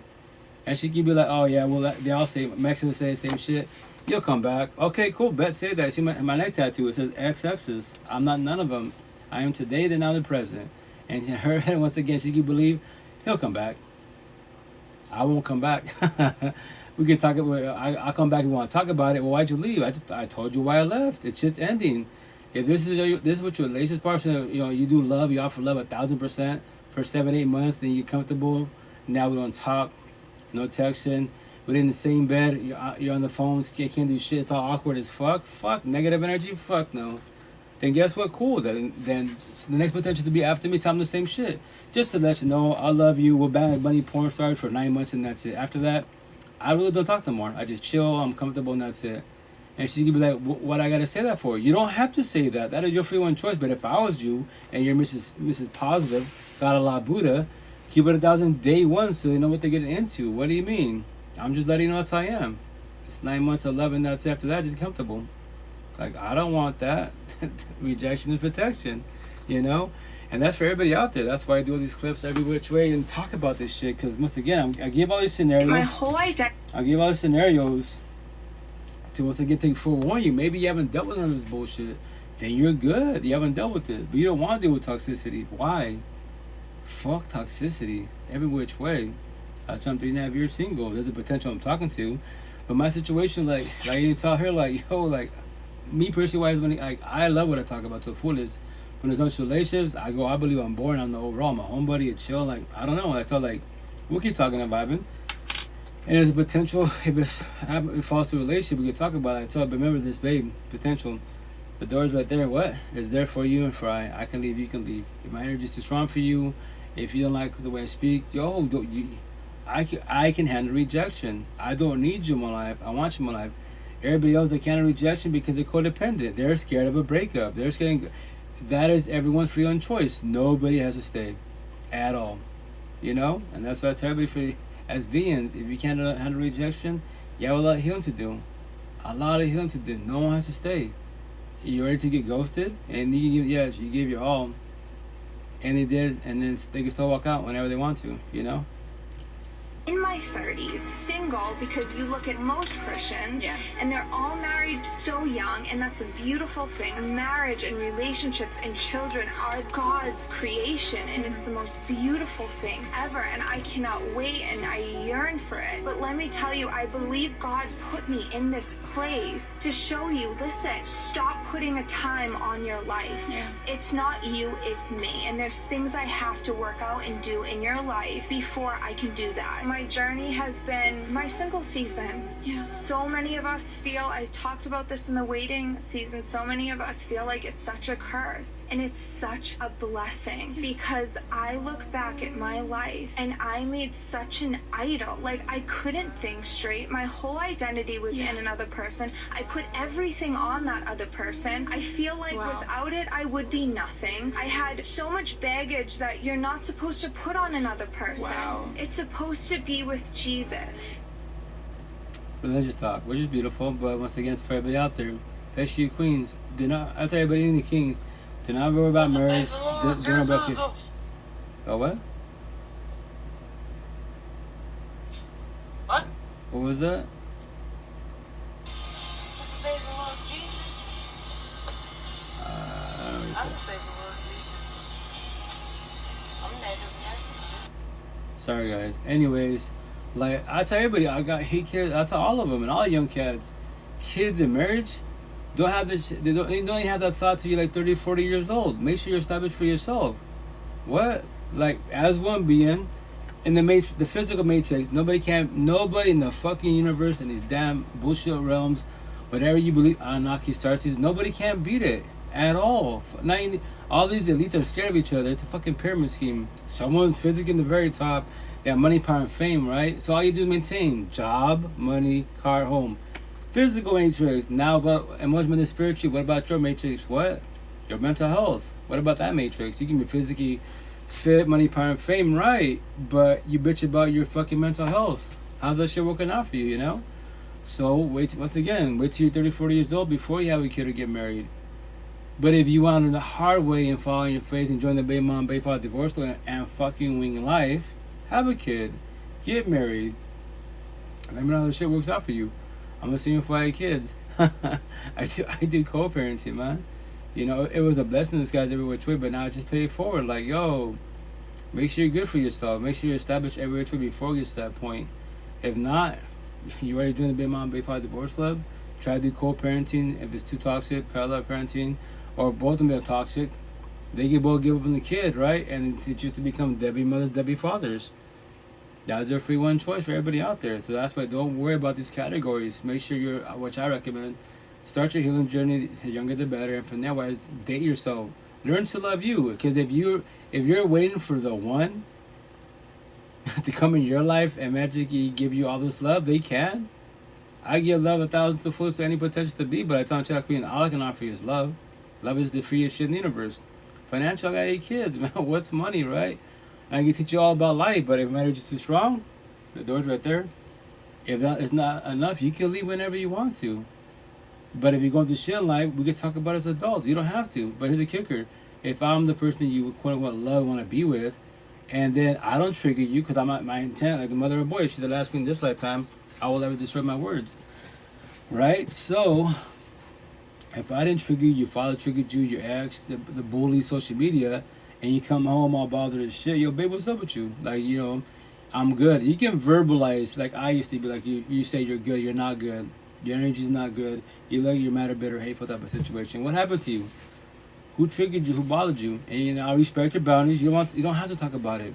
That is your free one choice. But here's the kicker: if you need space, I'll give you space. But just to let you know, and I tell that's potentially I tell them day one because I do scenarios. What? I will give you whatever space, time, and ETA time you need a week. I'll give you a week. But just to let you know, my life does not stop because you're sad and depressed. You're bitter because someone else triggered you. I didn't do shit to you. And see my crown from Jesus, so I get crucified because somebody else triggers you. Cool. My life, I will check on you. I do my live sessions, do my one-on-ones, I do my co-parenting. My life does not stop because you're in the room, sad and bitter. And go on social media, you can say, hey, Rita doesn't love me, this and that. I go, tell them the truth. Tell them that before I leave, I check on you. After I come back, I check on you. And you still don't want to talk to me because whoever triggered you, you better hateful towards them, then you shut down. Cool. So I'll do that one time. I'll be nice if it's that situation. I'll give you 3 chances, babe, just to let you know. Like I worked on myself, healed. No more healing for me to do. You still have a lot of healing to do. So you can shut down 3 times and push me away 3 times. I'll be nice with you. But if let's say it becomes a habit on your side, respectfully, I told you day one, the door's right there. What? I will leave just because of that. What am I doing here? Respectfully, what am I doing here? So that means anyone triggers you, fucks up your day, takes your energy, you're gonna come home bitter as fuck, shut down, and I'm gonna sit here. Like, I'll sit here, but once again, I just told you, my life does not stop. I watch my anime, do my live sessions. You'll be sitting there, just have a girlfriend, she's all bitter right now. She'll be in the room right now, we speak, bitter, hateful and shit. And she can come back here to start talking shit, be like, yo, what's up with you? So now you wanna talk to me because I'm on a live session, it's a live podcast. If you want to, everyone's watching, hearing you this shit, you know? Sit down, let's talk about it. Like, no, people watching. So you won't talk to me before the podcast, and you won't talk to me now, you causing a scene. So then what are we doing here, respectfully? And my situation has been, I don't deal with toxicity. What? I worked on myself. Why the fuck would I deal with toxicity? Dead the fuck ass. I don't deal with toxicity. That's why I'm 3.5 years single. I got a girlfriend 3.5 years ago. The next day if I want to. Today if I want to be respectful. There's a lot of women, aka girls, that they're on the healing journey, but they have a lot of healing to do because it triggers, especially my situation. I tell the queens, just to let you know, you can shoot your shot, but I'll text you, I'll send you pictures of my tattoos. If any of these petty words trigger you, my chest, working on my back, why would you want to shoot your shot? Dead the fuck ass. Why? If any word triggers you on my body, I'm not gonna cover it up. We don't have to talk about it. But I look at you and it triggers you. Yep, dude, baby, I just told you. What are you doing here? I'm sleeping like a baby every time you be like, fuck that word. Verbally meant you. I'm like, you're still here? The door's right there. I'm not my tattoo. I'm not your slave master. I'm not saying fuck your feelings. And you're not my slave. I don't own you. So the door's right there, babe. You can leave whenever you want to. Why are you accepting me in your life? Make that shit make sense. Am I the best person? The man? Yeah, I worked on myself. There's other men potentially out there working on themselves, and they don't have my tattoos. Why don't you go with patient of virtue and find other potential? What? You can leave. You can leave whenever you want to. You're triggering your own self because of my tattoos, and I forewarned you. That's the shit. Like my situation potentials to be like I forewarned. Hey, I'm a scenario. Here's the best part. I don't gotta talk to you. What? I don't have to talk to you at all. I can look at you like you have a lot of healing to do. You're super traumatized every which way, and I can use you for your body, your beauty, and your lust. And we go to church together, read the Bible together. But little do you know, I'm just using for lust. And I tell the potential. I'm talking to you, verbalizing this. These boys behind me, they won't tell you this shit. Yes, they're reading the Bible with you, but little do you know, their intention with you is to smash you. And that's it. One for the books, and they ghost you. But yes, you know how many queens I talk to that are religious to the fullest, and they meet these boys, not men, and they came to the house, read the Bible, everything, and fucking cheat on them. Like, yeah, actually, it's being on the word. You don't know what red flags are, what boundaries are, the healing journey. Just because they say higher swords doesn't make them a good person, you know? You have a lot of healing to do. That's why you observe people for who they really are. If not, I pray for you. That's all I can do for you. I pray for you.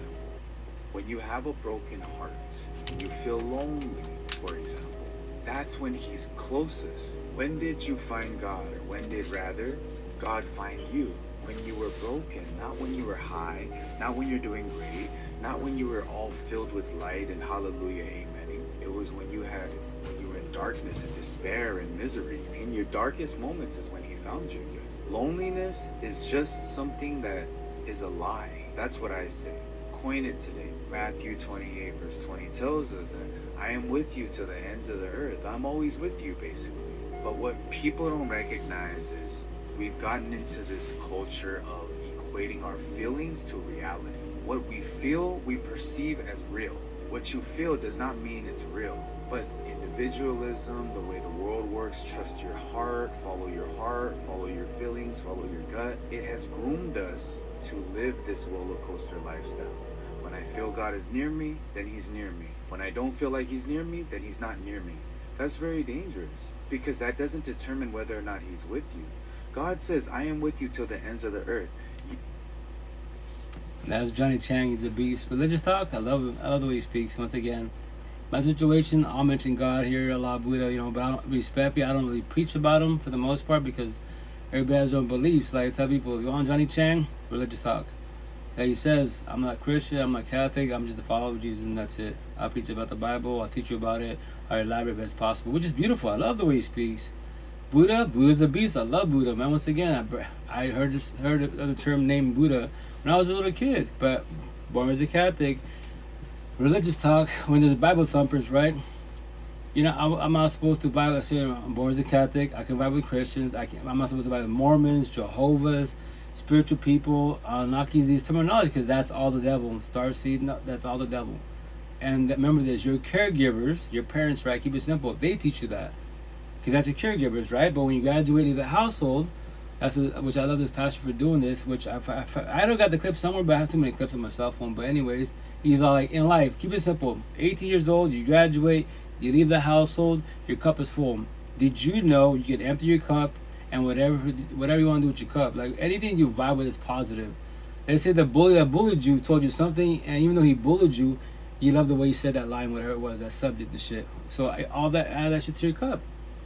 Born as a Catholic, you know what? I did it because my parents want me to go to church, read the Bible, but respectfully, I don't care about the Bible. I don't believe in Jesus. I did it because my parents.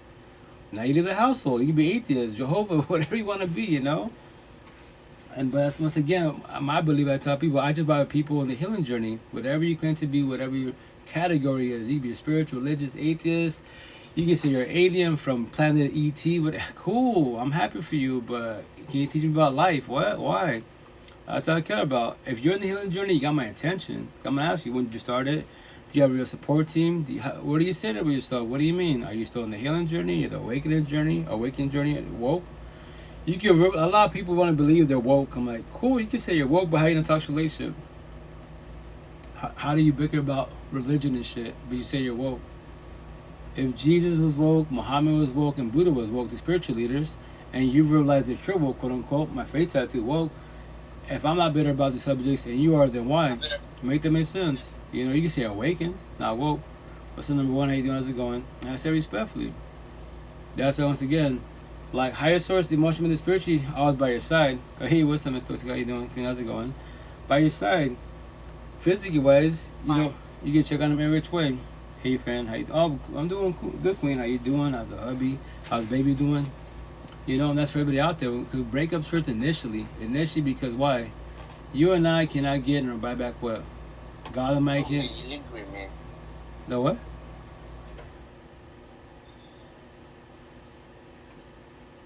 Sorry, I didn't mean to distract you either. You good? But anyway, what you gonna call it? Which I'm gonna turn my back, right? To form people, you and I cannot get or buy back what God Almighty cannot give back to nobody. What is it? Love, time, feelings. When you comprehend that, why do you waste your love, your time, your feelings on wrong people around you, especially by your side as a partner? Make that make sense. What? That's your breakups first. That's your divorces first, especially when kids are involved. Because you can't, both of you, victim mentality. I gave them 7 years of my life. That's a victim mentality. That's the beginning of the healing journey, the awakening journey. Less energy in your ex, more energy in yourself, the person in the mirror.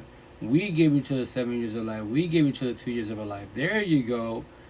And now I'm going to figure out why it failed so it doesn't happen again. That's why the intent is to observe all the red flags of your ex-exes and the boundaries that you pass, they pass, so you don't do the same shit again. That's why when people tell you, you always choose toxic. Why don't you choose better? Like, cool. Ask them a question. So, when you say I should choose better, what's better? What? I don't know. Just choose better. I hear you verbalizing that, but what does that mean? Can you elaborate? I don't know. You should just stop dating toxic people. But how do I do that? I don't know. It's a stalemate. If you work on your ex-exes, what the red flags were, with the boundaries that they surpassed, that you surpassed, and we comprehend them, first hard part, forgive, communication, not forget you lived it, and the second hard part, let go. Do closure of yourself, comprehend why it felt, do comprehension. So the next potential to be, when the red flags are happening, you realize boundaries, just to let you know, I know you say you like me, I like you too, but guess what? You say you're not jealous and trolling, but you're actually really jealous and trolling. That's one of the boundaries that I have, and that's the red flags of my ex-exes. All of them were jealous. I do not deal with jealous and trolling people, because right now you say you're a little bit jealous. No, you all say the same shit. If you're jealous a little bit, date people like you that are jealous. I don't recommend it. It'd be a bloodbath, because you got to be worried about cell phones. Anyone says hi, all this fucking drama. I don't deal with drama. What? I don't deal with toxicity. But yes, thank you for liking me, but no. Rejection protection is my life. If I don't got myself, then who got me? Anyone could leave.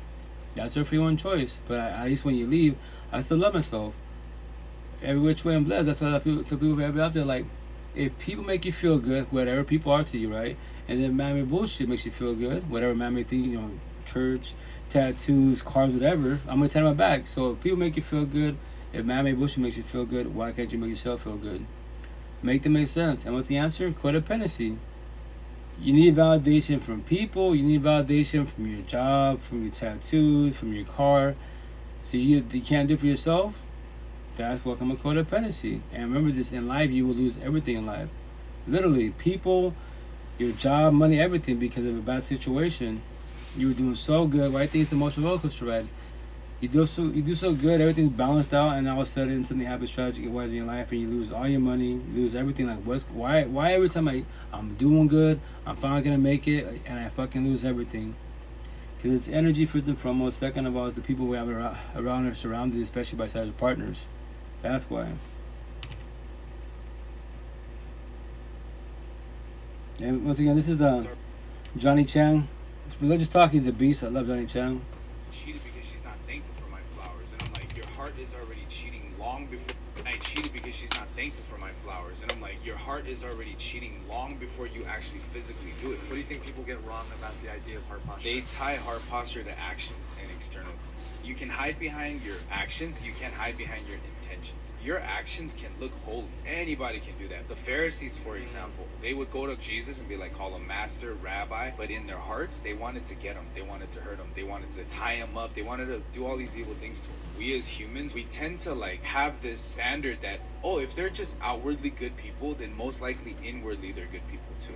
If you look at Isaiah 29 verse 13, wherefore the Lord said, for as much as this people draw near me with their mouth, with their lips do honor me, but have removed their heart far, and their fear toward me is taught by the precept of men. So what this means is with their lips they go close, but with their heart they're super far from me.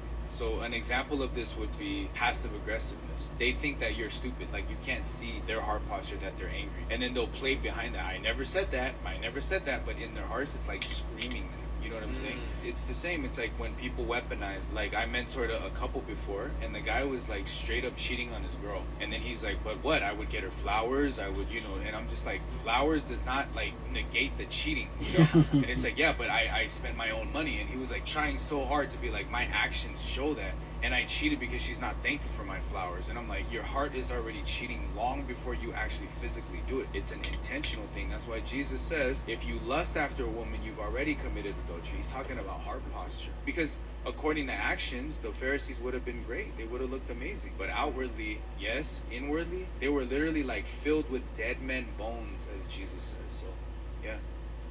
Beast. And once again, as Johnny Chan, religious talk, you all want to study the Bible and Jesus, all that great jazz. Because I say respectfully, I'm born as a Catholic, like the Old Testament, and I say respectfully, like it's amazing, like the Old Testament, like God, these holy wars, and like like God was like having people murk people, like go over there, do this holy war, and when you go there, like sometimes you say murk all the men, keep the women and the kids, take care of them as possible, and from there wise, basically start families with them, and then murk all their crop and their cattle and bullshit. I'm like, what?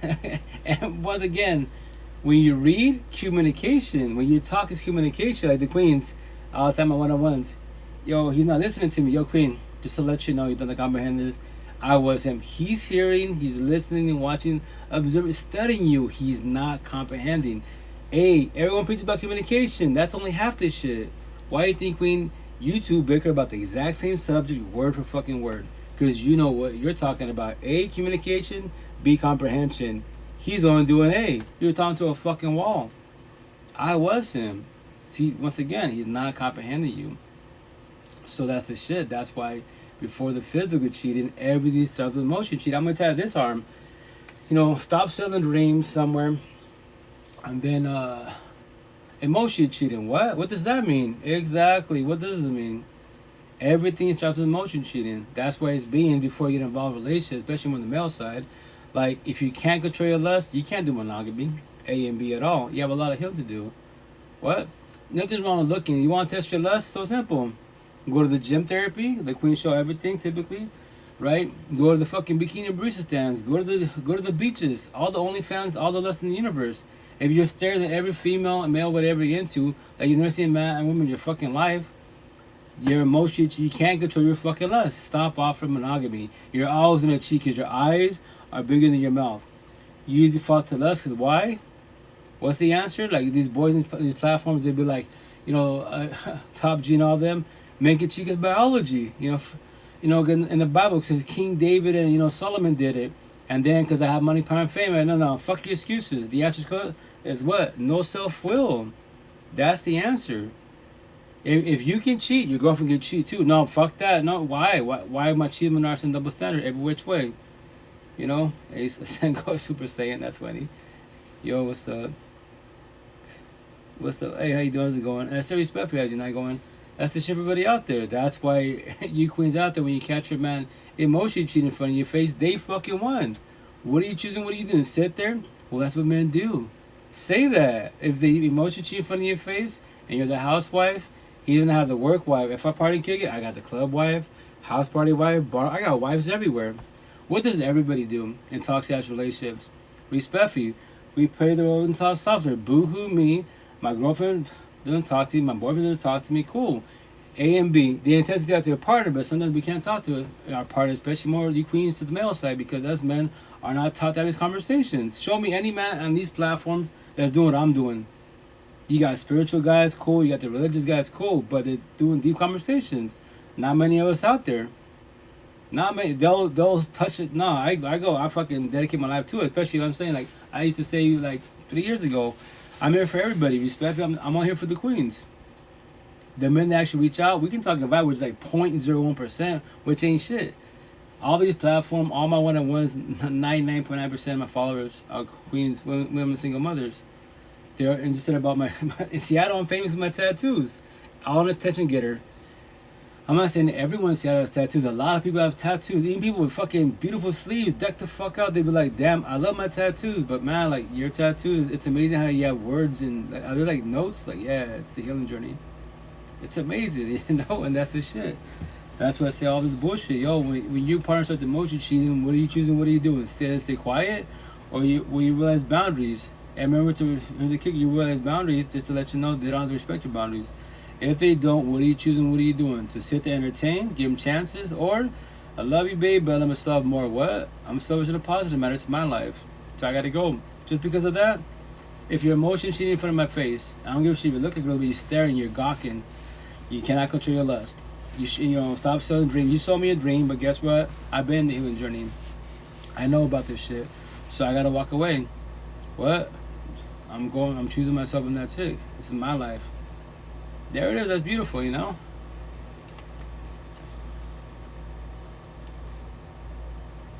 Kindest person in my... Thank you for being the kindest person in my life. And never judging me. I hope we stay best friends forever. I enjoy talking to you so much. You're the dearest person to me. I just wanted to remind you that I love you and miss you very much. Deep shit, and that's what I have with my followers and my one-on-ones and people I see at the farmers markets, especially a lot of queens. Like, yo, I'm here for you. Like, even if you fuck up, we can talk about it. I'm not gonna criticize you. We can talk about adults. You potentially might be thinking I'm criticizing. Like, no, I'm just elaborating. Like, yo, do you know why you fucked up? Do you know why you did what you did? No. You can blame the devil. That's the easiest. What with the devil? You can say the devil, but no, that's your free will choice. What do you mean? I didn't show you my tattoos. You know, it's a premeditated choice. You thought about it, but why you do? Let's figure out why you did what you did, so you don't do it again. And especially when you love your partner, quote unquote. Like, okay, just to let you know, you don't comprehend this. Love doesn't hurt. Highly impossible. And when you start a relationship and you break trust and loyalty, shit's pretty much over. Especially when they cheat, shit's pretty much done. If y'all want to deal with your partner, quote unquote, and give them a chance. After you cheat, yo, like they say, once a cheater, always a cheater, once a player, always. With you, that is factual. That's why, once again, if you want to give chances, I don't recommend it, but that is your free one choice. And if it hurt you the first time, you're ready for the second time, the third time, it's gonna hurt even fucking more. You can go to church all you want. You can pray to higher source all you want. God, Jesus, especially to queens, God, Jesus, Allah, Buddha, Muhammad, the universe, spiritual universe, your ancestors. I'm telling you, the door is right there. What? The door is right there. Why are you scared to leave? You want to leave today? Maybe tomorrow. But if you want to sit there and believe that higher source can do for him, they'll stop being a fuckboy. You don't have to comprehend this, but I know the answer, no. He wants to cheat, I'll cheat with you. If you choose yourself walk away, the day that he fall back, start the healing journey, see figure out why he fucked up, why he felt to lust, or he does the body hop and whole phase, or he jumps to a relationship right away. Anyone that moves around right away, let's say in a month or 2 months they're in a relationship, on the outside, what? They're broken, codependent, scared to be alone, abandoned issues. Inside, no time to heal, they're broken, they'll get lost. They're scared to be alone. You can't figure yourself with the body inside. It's highly impossible. If you're both in a healing journey and having this conversation, talking about it, potentially you can have a better outcome. But here's the kicker, especially the queens out there, and some of the kings in the healing journey, just to let you know, you're working your self-healing journey, they're working their self-healing journey, now you become a power couple, lovey-dovey, everything's phenomenal. 1 year, 2 years, 5 solid as a motherfucker, right? But did you know a lot of people are suffering? A lot of people, especially queens in relationships, as couples are married, they feel single. They're happy for others, they're happy for themselves. And from their wives, they dream about love. They daydream about love. Sorry, I'm tired. And the other people are single. And they'll see you as a power couple, and they always see you like, fuck, At my scenario at the farmer market, a lot of a couple power couple like yo, I've been on for years, man. Like, I see you guys every year. Fucking awesome. What's up, power couple? You love birds and just chop it up with them, bullshit with them, right? Like, I'm really happy for you, man. Like, I'm really happy for you guys. Some of us in this lifetime, we get blessed about as partners. This shit, and I for one, we talked about it like many years ago, right? I go, just to forewarn you, like as long as you two are solid, 1,000, and you both realize boundaries, just to let you know, forewarn you, like. Lucifer always tests the universe. What do you mean? That's his job. That's his gift. What do you mean? Because a lot of people in toxic relationships feel single, or they're single, and they see what you have by your side, and they'll shoot the shot knowing you're involved. They give you at the market. It could be anywhere. It could be anybody. But now, what are you choosing? What are you doing as partners? And let's say you both reject them. Cool. Or if it falls to lust, then what? That's the shit. What anybody. But it doesn't matter. Church, God, Buddha, but my situation, I'll call everybody out. This is my life platform. It's a live session, right? The live podcast. If you want to shoot your shot in a toxic relationship or you're singles, and to a power couple, to their partner, don't ever mention higher source. What? You can verbalize healing journey. I'll call you the fuck out. No. Don't say healing journey. Don't say God. No. Because higher source will not do what you just are trying to do. I won't even do that. You should be happy that a power couple. Maybe in due time, when you start loving yourself, and the potential to be there loving themselves, the healing journey maybe, potentially now you get a person that loves you to full and vice versa. Maybe you become a power couple. You should be happy for them. That should be your little goal in a positive manner. But remember that maybe in this lifetime you don't get a power couple. You don't get love to the fullest. Are you ready for that? Deadass. There's a zillion people in the universe. Why are you stressing about one? Maybe you might go through like 20,000 relationships. Let's say you did your part, especially queens. If you did your part to the fullest, right? And these fuckboys always cheat on you, sell your dreams. You try not to be hard on yourself. Try not to be like, what's the word? Not criticize. You can say criticize, but it's the term. Don't question your self-worth. If you did best as possible on the overall, right? Love, TOC, matched energy. It's not you, it's them. If you gave your fucking all, you gave your all. But here's the problem for everybody out there. If you can't control and protect your energy, you're going to shed many tears. It's going to hurt very, very bad. But once you start the healing journey more, the awakening woke, especially the woke journey, the awakening journey, woke journey, the last two journeys, the best ones, the hardest one, but the best ones, you'll be where I said that I don't need people, I want people.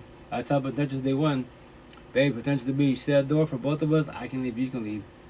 Can you handle rejection? What? I can even test you. I love saying this shit. What do you mean you can test me? Scenario. Let's say we're lovey-dovey 1 year, 2 years solid, right? Everything's good. And I'm going to go on vacation to test you, to see if you can handle rejection. Because remember this. No one's got to talk to nobody. I will, but remember, I don't have to. So scenario. I love saying this. A scenario. So it hit vacation time. I request vacation time for my job wives and from there to my boss. I tell everyone at work, hey, what's going on? Hey, Rita, you going on vacation? Yeah, where you going? I get bullshit. I'm going to go to whatever. Like, I'm going to go to Washington State. I'm going to go to Oregon. Cool, right? But I don't tell my girlfriend this. Or I can keep it simple. I'm just going on vacation. Where? I don't know. I'm still haven't decided, but if I'm taking vacation, I'll figure it out during vacation. So my boss knows I'm going on vacation. I requested it. All my coworkers know I'm going on vacation. But they don't know where I'm going. I don't know them. I'll figure it out. For the most part, your boss nor your friends will stress you about it for the most part. Coworkers, you're just going on vacation. So my girlfriend, right? She doesn't know scenario. Let's say locally, she lives locally wise, right? And so we're living together. And for a whole week to test her to see if we can have rejection, I get a hotel locally. And once again, if I want to, whatever, I can turn on my cell phone, whatever I'm doing, right? And from there, when she's calling section, I see it, I don't respond. She's called my bosses, she's called my coworkers, like, hey, where's Rito at? What do you mean? That's your man. You know where he's at? No. Well, he requested vacation. He said he's on vacation. He was indecisive where he was going.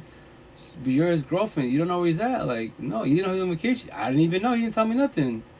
And for a whole week, I'm chilling at the hotel, down the road, and just watching her. He just bullshit. Watching her on social media. Posting all my people, my boss, my coworkers are texting me, calling me. Emailing me and shit. I look at my phone. I don't respond to nobody. I ghost everybody for a week. And then let's say come back Monday, go to work, just walking like nothing. And everyone's calling me, texting me shit. My boss like, where you been? What's going on with you guys? My coworkers, bro, I called you, text, email. Your girl's been looking for you. What do you mean she's been looking? She's been looking for you. She's been worried about you. What? You should call her. Nah, I'll see her when I see her. And I go to work, do my thing. Hey, chill out. Do me a favor, don't call her. Bosses, don't. If she called, text, whatever, don't say nothing. Just say he didn't come to work. I'll talk to her when I get off work, and then in the scenario, go home, walk into the house like nothing, and she's fucking freaking out. Where the fuck you been? She even start crying. Become all emotional and shit. Like, what's up with you? What do you mean? Where you been? Well, just to let you know, I'll show you proof. Here's a receipt. I've been at the hotel, literally down the road. Why? To test you and respect for you. Like, why are you looking for me? This is a part of rejection. No one has to talk to nobody. So, I ghosted you, right? Testing you, respect you failed it. You do the same thing to me. I'm not gonna look for you respectfully. Why should I? Like, anybody can make time for anybody whenever they want to. That is their free one choice. God forbid they pass away. That's for everybody out there. The rejection, right? Let's say once again, I say this every time. You both go to work, to whatever time frame it is, lovey-dovey, 6 months, a year, 2 years, right? You come back home. They don't come back home. They don't have to. What you dig with the shit? The grieving journey, you can shed your tears. In the healing journey, more waking woke journey, you can shed tears for weeks, months, a month, 2 months tops, I guess. But months, years, you have a lot of healing to do. You can't rejection. That is everyone's choice. It's a scenario you finally within yourself and higher source, whatever you believe in, sends you this person. Everything's lovey-dovey. You both go to sleep. You wake up, and they don't wake up. The universe God, the universe tests you. It just took your love from you. Do you believe that's the only person the whole universe is gonna offer, that can match energy off for love? And do you believe that your partner, this scenario, your partner just passed away, wants you to stop life? They don't. Like my scenario, I have potential time all the time. Like when I talk to them, like, chill out. Here's a scenario. We're lovey-dovey. We're not a couple yet, but let's say we are, right? Lovey-dovey, everything. 5 years, 7 years solid. And once again, the scenario just obviously is death for one type of situation. We both go to sleep, and I don't wake up. Just to let you know. You get shade tears type of situation, but don't give up on life. Don't stop. You don't have to become single, so but that is your feeling. Just there's got to be other men in the healing journey.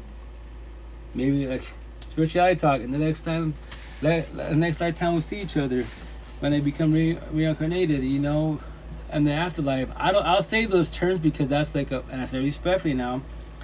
It's a traditional saying. I don't know. If I don't know, I do not sit here and preach about things I don't know. I have an idea of faith. There's higher source, there's afterlife, reincarnated, heaven and hell. I don't know. When it comes to the terms heaven and hell, religious talk, you can be atheist. Nobody has to die to go to heaven and hell. What? I'm not saying be careless. No, be mindful to the fullest, but do best as possible. But here's the kicker. Every day above ground, how's your mental home? 4 walls upstairs, and your 4 walls at home, physical home. If you sit there, you wake up in the morning, and you hate the person in the mirror. You can't even look at the person in the mirror. So that means that's your dungeon, your sentencing, your hell on earth. And you're in a toxic relationship, your partner sleep like a baby for now, and you look at them, verbally, mentally, fuck them, and you just woke up.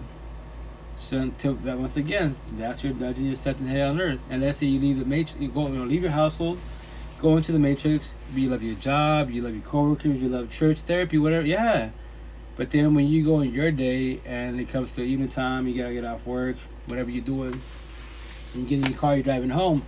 Now you're dreading to go home. Fuck that feeling. I won't ever have that bullshit feeling. Fuck no. The last 5 years of my life, blessed. I won't get in my car. Gosh.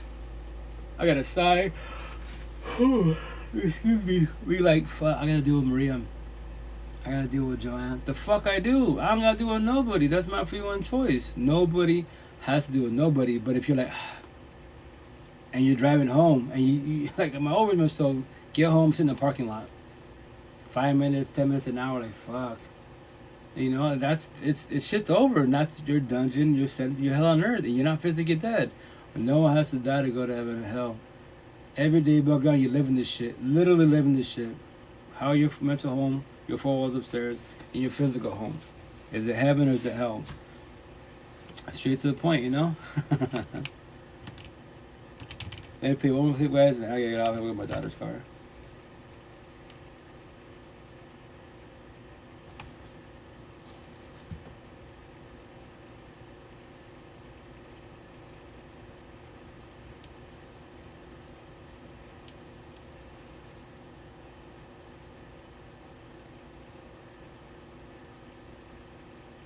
Oh, I was talking about this. I'll play it right now. Decide. This is a 12-second clip, right? So let's just scope it out. Another person can just wake up one day and decide, like, I don't want to be with you no more. And there's nothing you can do about that. There's nothing you can say or do that's going to make them stay. The only thing it's going to do is it's going to push them away even farther. Shots fired. What? I love saying this shit. It's scenarios, not factual. It's a forewarning. What? You can be lovey-dovey 1 year, 2 years, 20 years, and whatever it is, right? And then you both wake up, look at you, and you know what? I don't want to do this no more. They can verbalize it, or you know what? They look at you. You know what? I'm going to get ready, and I'm going to take my stuff, and I'm going to say I'm going to go to work, and I'm going to leave Alec going to work, but he's going to go to work, and I'm going to drive straight back home and take all my shit and leave. And when he comes back home today, I'm gone. Is it wrong? Yes, it is. Yes, it is. Ghosting is wrong. All that shit, cheating is wrong. Obviously, you know, yeah, breaking up with people and just fucking running from the situation, it is wrong. But it's an oxymoron because why? It's easier to cheat, ghost, break up with people than to have the adult conversation, the uncomfortable conversation, and that's when you sit down face to face.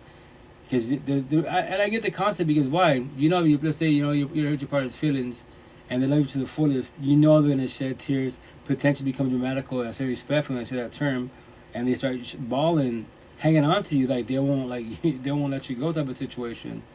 You know what? Instead of doing all that drama and bullshit, I'm gonna just go or fucking break up with you through a fucking cell phone. It's over, block. And that's why I play these clips. I talk about it all the time. What? Can you handle rejection? Nobody has to stay. Everyone has the exact same gifts, everyday background, and what's the two gifts that everybody has? Free will and choice.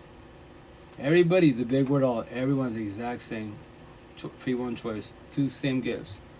So, they wake up, they look at you like, I would like to tell her this, but guess what? I know she's gonna cry like crazy. We'll just go to work, and when she leaves, and once again, I could take my stuff, or I can leave my stuff. That's my free one choice. Mammy Bush is replaceable. My situation ends up being, let's say I have a partner, we went together. I don't really spend money on myself for the most part. I spend money on my computers, hard drives, kind of this like podcast type of situation. But clothes, whatever, I don't really spend money on myself, honestly wise. So I get to believe.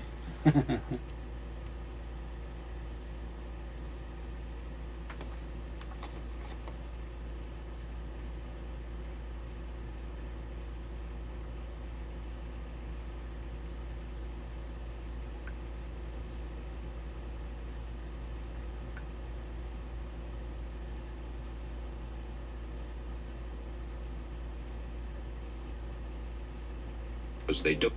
People run from good relationships because they don't know what to do with real love. Someone treats them right and it feels wrong. Too good, like a trick. So they go back to what they know.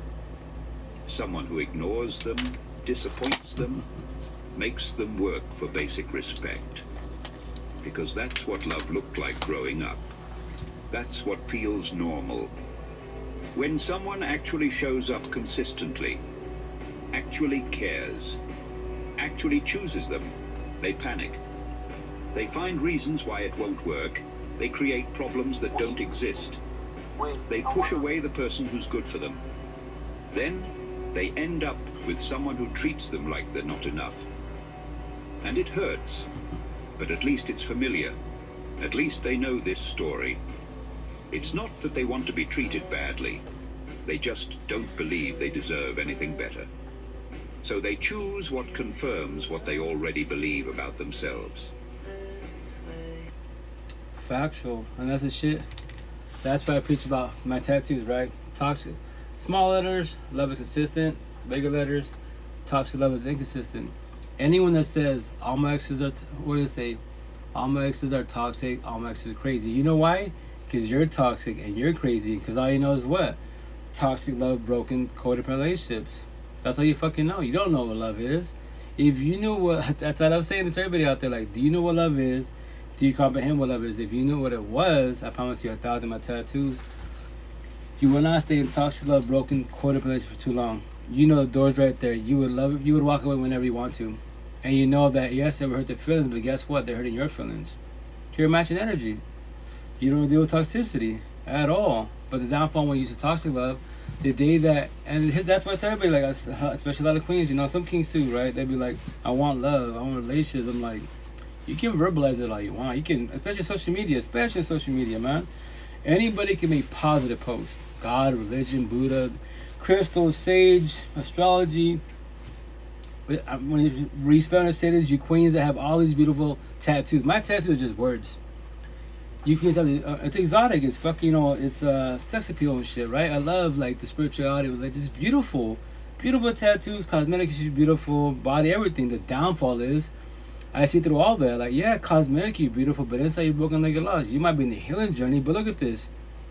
Especially social media, I could follow anybody I want to follow, and I can go to your platforms. And once again, they're like, only God can judge. Respectfully, anybody. I get judged all the time. Nothing wrong with judging people. Judging people's communication. Now I sit there, like in Seattle, they observe me. They be like, "Oh, I see you at the farmer's market, right?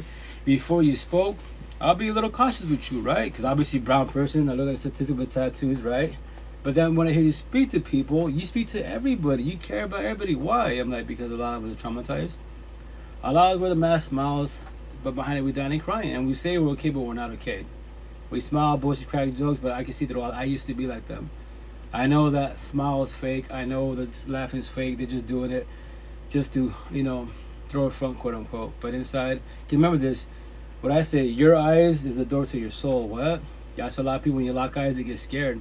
They can't lock eyes for too long. I mean, they can't lock eyes for too long because it scares them type of situation. That's why I study me. Study my eyes, my facial expressions, my tone of voice, my energy, my environment, how I treat others, how I treat myself. You know, am I acting nice, being narcissistic, the bad boy, fuck boy, or am I being nice, empathetic, the nice guy? Show respect to you, know? And that's the shit. That's why when you used to talk to love like I was, the day you get love, initially it's scary. My last relationship 3.5 years ago, it was scary because initially it was scary because, well, like, I could be myself. And she's authentic to herself, and like, you know, beautiful deep conversations, and it's like, and I was like, and I ain't told like this, so this is love. Like, I worked on myself, you're working on yourself. It's not you working on yourself also, but we'll no more have to go down this relationship type of situation. It was beautiful, like, and I said respect, but nothing against my exes, you know, my 2 baby moms and 2 girlfriends in between. So the 4 queens prior to my last girlfriend, number 5 in my life, right? Nothing against the 4, because all 4 of us, the prior girlfriends, right, we're just on a journey. My ex and I, we were on a healing journey. That's why with the deep conversation, I got a taste of love. But initially, it is scary because the situation with our minds, right? Our minds, and I take it back. Oh, they'll say minds. I'll say more your heart feelings. When you make the two with your heart feelings, empathy, sympathy, you will always find your face. You will self-sabotage your life because you overthink. Like this relationship is too good to be true. Like, and this is the part where we fuck up. Like, before they cheat, I'll cheat. Before they beg on me, I'll break it with them. Before they ghost, I'll ghost. And let's say they wasn't ever gonna do that shit, but you don't know. But that's what hurt people, because you're hurt. You might hurt them. That was not your intent, but you did. Heal people. Like my sport team, we heal people. They told me 5 years ago, I'm healed. I'm working on myself. You're healing, right? So we heal people. I'm telling stories to kind of warn you. You're used the way you're talking. You're used to toxic love. You don't know what love is. You can verbalize it. I know you have good energy. The downfall, you don't know what love is. So just be cautious trying to get involved with somebody, because if they're in the healing journey, they're gonna believe, or your intent is not to hurt them, but you're too traumatized of your ex-exes. Now working yourself so you can let that go, let them go, so you don't bring your past to present. That's why, once again, if you might like fuck this. I speak to a lot of queens, and they're calling, you know, it's crazy. It's pretty much a broken record because they're used to toxicity, and they're about, oh, he treats me nice, lovey-dovey, buy me gift, we have 3 conversations. And I had to check on everybody. They'd be like, 6 months later, hey, so how's John doing? Whatever. Like, oh, well, last time we spoke, he was doing good. What do you mean last time? Like, you guys good? Like, actually, like, I broke up with them. What do you mean I broke up with? Why? Like, the way you talked about him, you were like a badass part of the shit. I don't even know the guy, right? But the way you describing him, he treats you good. It was just boring. What? It was just boring. I was like, man, don't tell me you went back to your ex. Or back to toxic relationship. She's like, well, this is what I know, and there it is. So all you do is toxic love. Love will be born to you. I can be myself. I can talk to people. You know, there's no yelling and shit. There's no jealousy, insecurity issues and shit. Yeah, that's the shit. A lot of us do that. And when you used to toxic love, especially in the ghetto hoods, and I said respect on my tattoos. Like, I'll even read them. It says all ghetto hoods are losers' playgrounds. hell on earth, toxic relationships, toxic love and lust. All suburbs, good areas, are God's playgrounds, heaven on earth, healthy relationships, love and lust. If I want healthy, these type of conversation, empathetic queens, I'm going to all the suburbs and good areas of the universes, every single one of them. I know my tattoos get their attention. We lock eyes, and what's it about? It's all about the healing journey. Words and notes to the universe, that's all it is. Specific words to trigger you in a positive manner, especially in a negative manner. In the ghetto hoods, the queens they can verbalize love, God, religious spirituality, and I say respectfully, a lot of girls are beautiful, exotic in the ghetto hoods. Beautiful tattoos, 1111, 777. They have all the third eye on my tattoos. I have these tattoos to get their attention. Like, you're spiritual, like a little bit. It's not my gift. I know of it. It's very intriguing. Like my last girlfriend, beautiful individual. You know, we talk here and then. Beautiful energy, beautiful, phenomenal woman, right? And I say respect, but the best woman in my life in this lifetime so far, right? She got me, gave me a chance to have a taste of love, quote unquote. It was just beautiful as fuck. That's why when the relationship fell 3.5 years ago, it was a beautiful breakup. And sadly, like, okay, I've heard of healthy breakups, good breakups. What do you mean it was beautiful? Because I saw all the red flags. What do you mean? I was not scared. As a being, I don't worry about rejection. I can handle rejection. But they're like, well, how did you know? Less texting, less calling, energy shifting. I was waiting for the phone call. And we talked about it as adults, you know? I wasn't scared of it. That's why it was a beautiful breakup. I don't need my partner. I want my partner. I ain't told her day one, babe, if I'm too much for you, or, you don't like my energy, please don't accept me in your life. Like, what do you mean accept? I love everything about Rito, but he's jealous, but he's controlling, but he don't talk to me. Those but lines, you're accepting me in your life. Right now, everything's good, And that's our relationship fell because of love language. She's more traditional, gift type of situation, and the physical touch. I'm not. I used to be buying gifts. I respect as a being. I don't care about man-made things respectfully for the most part. Affectionate, I am here and there type of situation. It depends on the overall, and then from there wise. And then she even asked me, so what's your love language? I was like, well, now we're talking about it. Why do you, baby, every time I look at you, you'd be like, why are you looking at me? Like, because I am blessed. Like, check out, your gift, your healing, I'm sorry, guys. Your love language is gifting, right? I know that. So that's what I told you. So you're my gift. Like, what do you mean? And but then just behind the screen, face to face. I tell them all the time, so you don't ever have to buy me anything man-made. What? It doesn't matter. Birthday, holidays. You're my gift. What do you mean? Whatever you want to buy, you're my gift. You're my holiday. You're my birthday. Because I'm blessed. Especially we're 1,000 round up to the fullest. These deep conversations. I know what I have on my side. I had a taste of love 3.5 years ago. It's the best feeling to have when you know you have love by your side. And there's trust and loyalty 1,000 there. Anyone shoot a shot, they reject them to the fullest. In a respectful manner, every which way, because they're not gonna fall to lust. To have that type of security, monogamy, and love to the fullest. Fucking you blessed. And when I was as LDR, longest relationship, I'm watching the stage in California. Everyone's like, she could be cheating. I go, yes, she could be cheating, but here's the kicker: I don't worry about that. I don't need my partner. 95% of the universe, you worry about especially these boys where you go from cheating, and you live with her. She could be cheating right now at work. I used to tell my coworkers all the time. You can give me shit about it, but here's the kicker: how you don't know your wife, your girlfriend is fucking the UPS man, the mailman. What? She won't do that, but how do you know? Do you know, or do you trust her like that? And then they're gonna say, here's the best part of this scenario: I can fuck with you. What do you mean? If I get to know you, be cool with you, get your phone number, I can text you on my day out. Hey, what's up, bro? How's work? Everything's good. Hey, just to let you know, your wife and kid says hi, and I'm just chilling at the crib, bullshitting with you, just to fuck with you. To test you, and you can call your girlfriend up, your wife up. Hey, what the fuck? He's over there. Like, what are you talking about? Nobody's here. The kids and I are just chilling. But he just texted me like, who you talk? I don't know who the fuck that is. And now you get in an argument because you're too jealous and trolling, and you don't trust your own self. Then you don't trust you should know your partner. And I'm bullshitting with you. To call me, text me like, bro, I was just bullshitting with you. You failed the test. So here's the kicker, and you live with your wife locally. My girlfriend's in California. Do the same to me. I don't worry about shit. If she's cheating, I don't care. That is her free one choice. I don't need my partner. I'm not codependent. I want my partner. That's what it's called, trust and loyalty. But for everybody out there, can you handle rejection? They can cheat whenever they want to. They can ghost leave whenever. Anybody can do that. That's what I'm going to tell my bag. It's going to say, fear in a positive manner. As if a warning. Did you know anyone can leave? Anyone can cheat? Anyone can ghost? Anyone can break up with you? Anyone can divorce you? Whenever they want to, that is their free one choice. When they do, and which they shall, how will you react? How will you respond? Or do you live if you're scared of that?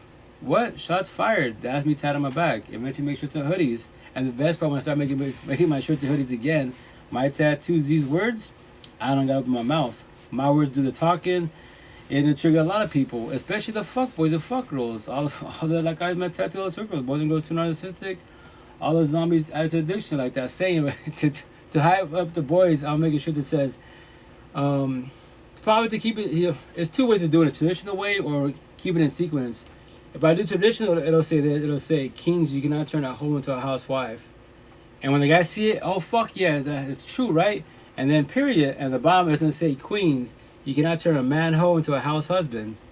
And who's triggered? All the fuck boys. Majority, I'm not saying all, but majority of the time, us boys, not, well, yeah, us boys, narcissistic, not men, which we're called, we're fuck boys. So it'll get them, initially they'll be hyping it up, fuck yeah, that's true, fuck them hoes. But they're hoes. But then when it says queens, you can't turn a man to a house husband. The queens will love it, the boys gonna hate it because they're the man hoe. You know? And the best part, these words that have no feelings. At all. That's what I'm saying. All my tattoos, straight to the point. No use of conversations, no use of debate, no use of therapy, counseling. It's straight to the point today, not tomorrow. If you want to work on yourself, let's figure out together how to work on your feelings. And for you, especially you queens, because I know a lot of you queens, trust me, I've been doing this 5 years. Started my 6th season live podcast. So many one-on-ones 5 years. I spoke this face-to-face behind the screen, like thousands of queens. Very similar stories. Like, quit it out. You don't see what I see. I'm talking about a cell phone, right? But your energy's phenomenal. I know you offer love 1,000. The downfall, you don't even love your own self no more. You believe that there is no love in you on the overall because the people that you love by your side deserve the fuck out of you. They cheat on you, emotionally, spiritually, physically, abusive type of situation, and you believe there is no self-worth. And yes, if people tell you you're beautiful, you're loved, but you don't see that anymore. Because yes, I get it, I was you, and it sucks. I'm sorry I destroyed you, but working yourself is day by day baby steps type of situation. This healing journey is not always a marathon. It's day by day baby steps, nothing more, nothing less, you know? So I'll play one more clip, guys, and I gotta go.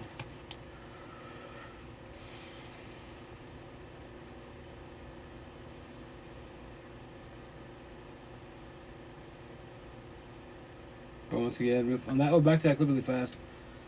If you're the one that's hurt, be careful getting involved with people. Hurt people, heal people. So do not force relationships on yourself. Don't become, and I get it, it's very scary in the beginning. You become, because the codependency, you become scared. My face tattoos, alone. Nothing's wrong with being alone. What whoops your ass every night is you're lonely, the loneliness, because you have no physical body by your side. Everybody else, for the most part, has a physical body, a partner. It can be a healthy relationship or toxic relationship. Kids, roommates, whatever. You're in your four walls, your home, all alone. No physical being. Now you talk to yourself. Yeah, trust me, being alone initially, it's scary, but it gets better, I promise you that. That's why when you learn to love yourself, you blessed. I promise you. Now you don't worry about rejection at all. You know, they can leave. That's why anyone tell me, hey, they can cheat. I'm not shedding tears. I'm not chasing them. Will you chase them? Will you shed tears? You know, nothing wrong with the grieving journey, especially in the healing journey, more waking woke journey. I'll be nice to you. I'll give you a month, maybe 2 months tops, but you're still shedding tears, months, years. We say that corny fucking line. That's what initially, you know, that's like the best love of my life. I what do we say? Like, I won't ever love anybody like I love her, like I love him. Like, you can verbalize that now, like I did. Like, bullshit. There's love out there to the fullest. You just don't know that yet. You just use a toxic love, and you focus on the good times. 10 good times, 1,000 bad times. But it doesn't matter about the 1,000. It matters about the 10. I pray, but I manifest. They'll come back in my life. Okay. I pray for you. Go my day. Go my life. You know.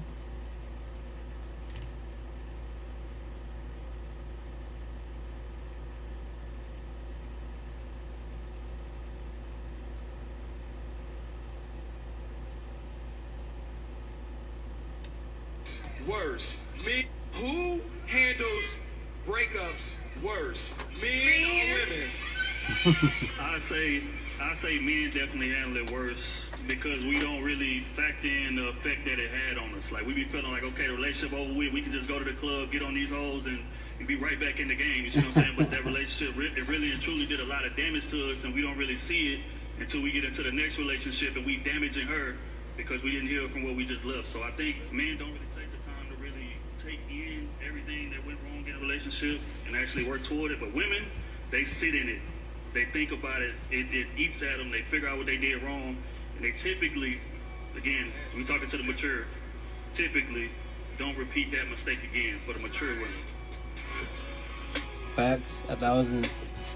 That's what I see, right? So, like, for the most part, I'm not saying all women, a lot of them, for the most part, they will fall back, start the healing journey. Either they verbalize healing journey or no healing journey. And for the most part, women support women, kids support kids. Men do not support men. If a man talks about life like what I'm doing, we get shit on. Spanish culture, my tattoos, right here. Mande alone. Spanish 101. English, I'm a beta sim. I'm a man talking about feelings, so I should be wearing a skirt. I don't give a fuck about words. And I love what I talk about, because guess what? The queens, I can show you what love is. I can offer you love 1,000, because love is the freest shit in the universe. It don't cost you shit. Everything starts with love. Every friendship, partner, kids, with everything starts with love.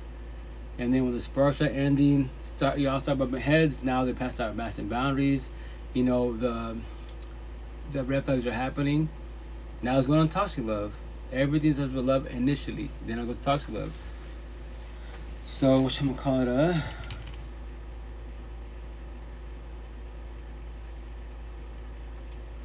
So, like I said, for the most part, the guys go, like, they don't know how to handle breakups that good. So they go body hop in the whole phase, or they jump into relationship right away. That's why, once again, you want to see your partner, right? Like, when the breakup happens, divorce happens. Whichever part, and remember, first and foremost, it's not a original competition. It will sound like a original competition, but it's not. It's just a scenario, right?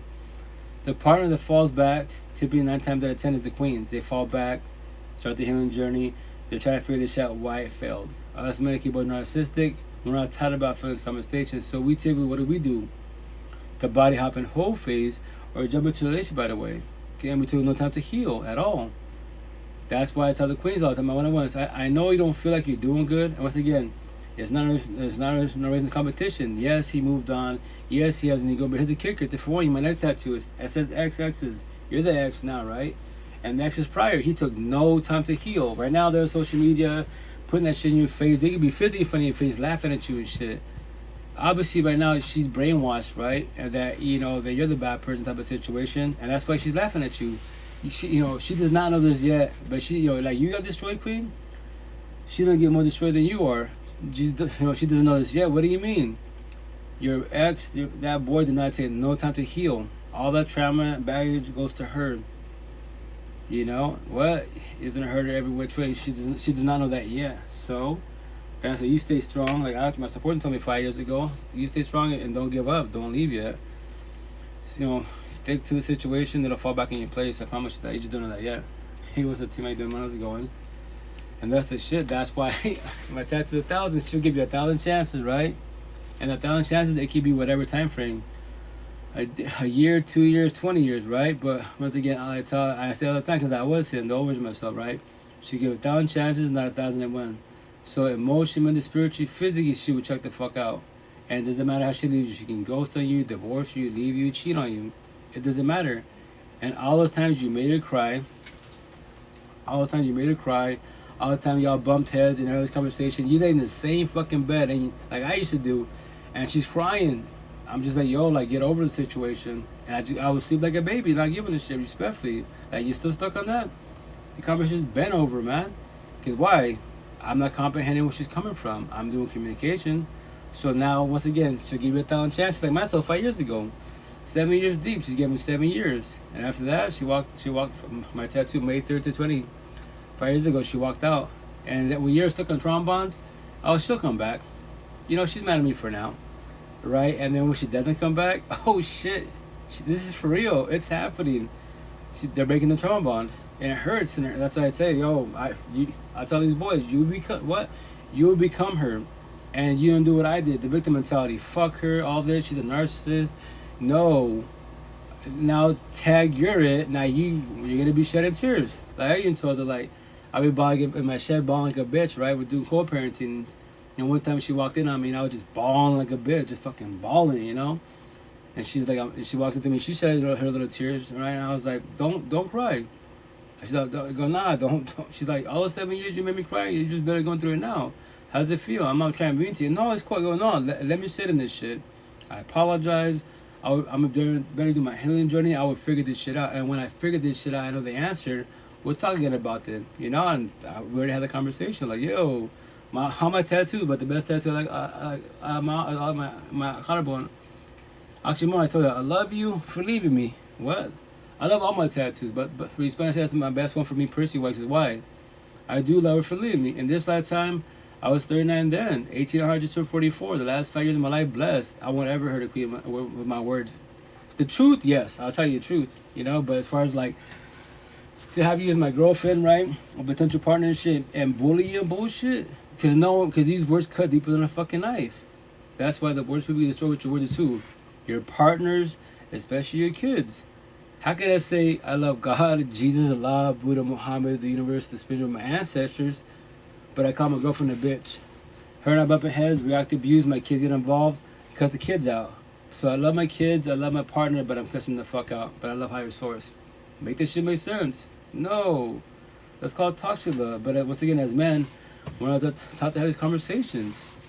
And I say respect before I get out of here. And I say, respect to the fullest. None of my family from Washington State down to Mexico, back to Spain, the motherland, cannot tell me shit about life. At all. Go to church, pray to God's hands, religious talk, right? If people be mean to you, pray for the suffering. Excuse me. Be a good person. Show the respect. That's it. Work hard. And that's it. It's not going to help with the shit about relationships, especially if you want love. That's why a lot of us men not knowing we self-sabotage relationships like I did, not knowing because no one taught me this shit. And once again, I got my heart, like my support system 5 years ago. King, don't be hard on yourself. You is your father talking to this? Any of the male family talking about? They don't know this conversation. How about your ex, their family side and her family side, the males? They don't know this conversation. That's why. So that's why I'm reaching to you. I'll tell you why we're talking about vibing. So that's why, as it being, I pray this good for you guys. The breakups suck, divorces suck, but once again, it can be prevented. No one can stop the spiritual warfare, but you definitely prevent it. You definitely slow it down. I tell everybody, especially you queens, y'all start the healing journey, pay it forward to the universe. Do a podcast. You know, if you need help, I'll hold you and guide you. And pay it forward. Nobody has to comprehend nobody at all. At all. That's why I love Buddha. You know, like you said, I'm the doctor, right? My teachings is the medicine. With the basically your mental health, you're sad and depressed, there it is. You have to comprehend it. You know, but he would say, that's what he says. That don't. But here's the kicker: research it, study it till you comprehend it, till you believe that. I'm telling you, I verbalize my teachings, right? But you don't even comprehend me. Don't even believe me. Study it to comprehend it, and when you know that's comprehension, now you know. Because I can talk to you, I can be lying to you. Anybody can lie to you. We can speak so good and well articulated words, and you believe that we tell you the truth, but we're lying to you every which way. That's why I love Buddha. I'm like, that's a beast. I tell myself, that's what I say, yeah, nobody has to comprehend me. You can all call me crazy. I don't give a fuck. These tattoos, I'm the devil. Tell me I'm the devil. I don't care if I was the devil, quote unquote. I don't think the devil's. The reason why I say this is a positive person on no wrong wants to give you advice to life, especially towards the queens. You know, he wants to ask someone up, hey, queen, keep praying, plan for manifestation. I promise you 1,000. God, Jesus, Allah, Buddha, Muhammad, the universe, the spiritual ancestors will change his ways. And he will wake up one day and love you like you love him. And it's not going to interfere because that's not true. It's far from the situation. We all have free will and choice. If you queens are the ones that are more empathetic, offer love to your partner, and he's a fuckboy, that's just free will and choice. Like, that's your free will and choice to sit there. For both of you, the door's right there. What? The door's right there. You can leave whenever you want to. Stop. That's all queens all the time. Stop babysitting him. Stop being his mother, his father, his probation officer. That's a boy, it's not a man. And I promise you 1,000, because social media, if you break up with him, he can make a post in the comments, DMs. A lot of empathetic queens that think they're fixed to change saviors will take him in. I promise you 1,000. No one's gonna let someone drown like that. But the downfall is he's hurt, he's broken. No time to heal. Hurt people. He will hurt the new partner. Heal people. I got it for one. That's all I do. Pay it forward, you know, nothing more, nothing less. But once again, I'm out of here, guys. Love you guys. Have a good morning. Stay blessed. Take care. Be safe. Potentially, I should be here tomorrow night again. Maybe. If not, if I'm not too tired, I'm actually exhausted. But I'm out to everybody. I'm always your pocket 24/7, 365. Please don't feel alone. The cool thing about technology, What am I doing? It's a live podcast. A lot of people don't do what I do. They'll go live. They might go live 1 or 2 platforms. I'm on 9 platforms, 9 cell phones. I call everybody out. Face tattoo. I challenge all the universes. 2D through 10D. I'd add 20D eventually. In the Matrix, what? Every being, every whatever you claim to be. I challenge you. It's open-minded debate in a positive manner. Teach me about life in a positive manner. If you want to get my attention, tell me you're in the healing journey. I already know about higher source, spirituality, numerology. That sounds beautiful, exotic. It's not my gift, but I want to hear about your personal story, your personal feelings, especially in the healing journey. Especially younger than I am. Yo, King, Queen, when did you start it? Who taught you this? Like, if you know, I respect your people's boundaries, whoever your real support team is, but I would love to speak to your real support team because you're speaking really good. Especially younger than I am.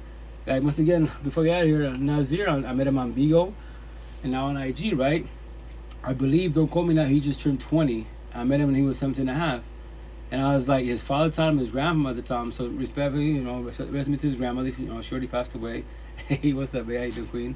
And whatchamacallit, his pops. So that the idea is potentially this fall, winter, I'm going to go visit him. And he really talked to his pops. Like I go, check out, I would love to speak with your father. And whoever is teaching you this, right? And I tell him I respect the boundaries, but I would really love to hear the story. To say hi, get a try to sleep again. Oh, okay. Hugs and prayers there. Have a best night. Sweet dreams, whatchamacallit. I would love to have this conversation. I just want to see, like, you know, how they taught, you know, Nazir, and then from there, let's, you know, hear their stories. Because remember this, as they being, like, I'm healed. And it says, respectfully, remember this is only one being you can do comprehension. I believe they say this to put fear in you. You'll hear this many podcasts and therapist counselors, social media, like, this healing journey, it's a lifelong journey, a lifelong process. Remember this, that is your free one choice for everybody out there. If you want to believe that, comprehend that, that is your free one choice. In my situation, I became healed on my tattoos 5 years ago. I don't need no one in the universe. I want people if they want to try, right? But once again, if you want to believe that, I have the cherry on top. I love saying this. To put fear in you, what to trigger you, what do you mean? If you're 20 years old hearing this, right? You're 10 years hearing this, right? And if you want to believe and comprehend that this healing journey is a lifelong journey, lifelong process. So let's say you're 20 years old, and you believe that your therapist tells you that, the priest tells you that, the healing journey doesn't ever end. So that means scenario, let's say you live to 100 years old. For the next 80 years of your life, you won't ever let go of your exes, your past pain, toxic trauma, child trauma. You will always have anxiety, depression, paranoia, PTSD, suicidal thoughts, low self-esteem, anger issues. You will always have triggers, overthinking, reactive use, deflection, projection, gaslighting, manipulative trauma, and then chain top insomnia for the rest of your fucking life. If you want to believe that, I pray for you. That is your free one choice. And then you want love, relationship, family, kids. It's not gonna work in your favor because you're too traumatized, and then your partner's supposed to pick you up when you're down. If they want to, they don't have to. They can reject you, like, babe, I love you, like, you're beautiful, like, cosmetic, you beautiful, money, power, fame, gang, mafioso, OnlyFans, yes. But as a physical being, as an emotional, mental, spiritual being inside, you have a lot of healing to do. A lot. Like, I can't do this for you, you know? And you, that's the shit for everybody. Are you ready to get rejected? You know? You will know when you're healed. You will know when you let all this go. Like, my tattoos. All these tattoos are my scars, healed. All these words I put in my body, these little notes universe, I talk about it. I play these clips. I want everything. What's a breakup? What's a divorce? You know? What's PTSD? What's insomnia? I don't miss none of that bullshit because I don't need people. I want people. So my tattoo here, I have to look at it. Or here? I think it's this one. Oh yeah, this one way up here. It says 95% of the universe is broken, codependent, scared to be alone, abandoned issues. They are looking for love and happiness in people and man-made BS. All they are doing is buying bandages and cuts and wounds in their match in the head. The answer to life is the person in the mirror. All you ever knew was you. The end. I lose this week's market. My bad for a second. Oh no, you good. Yeah, you should be good. We should be good. Saturday. And I say respectfully. Once again, respectfully, you don't have to comprehend anything I just told you. That is your free one choice. But that's on you, not on I. So, what's the number 180? How's it going? And that's why I just tell stories. Nothing more, nothing less.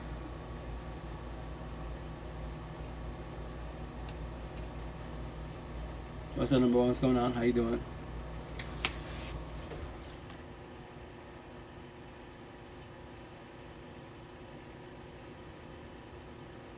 Hello?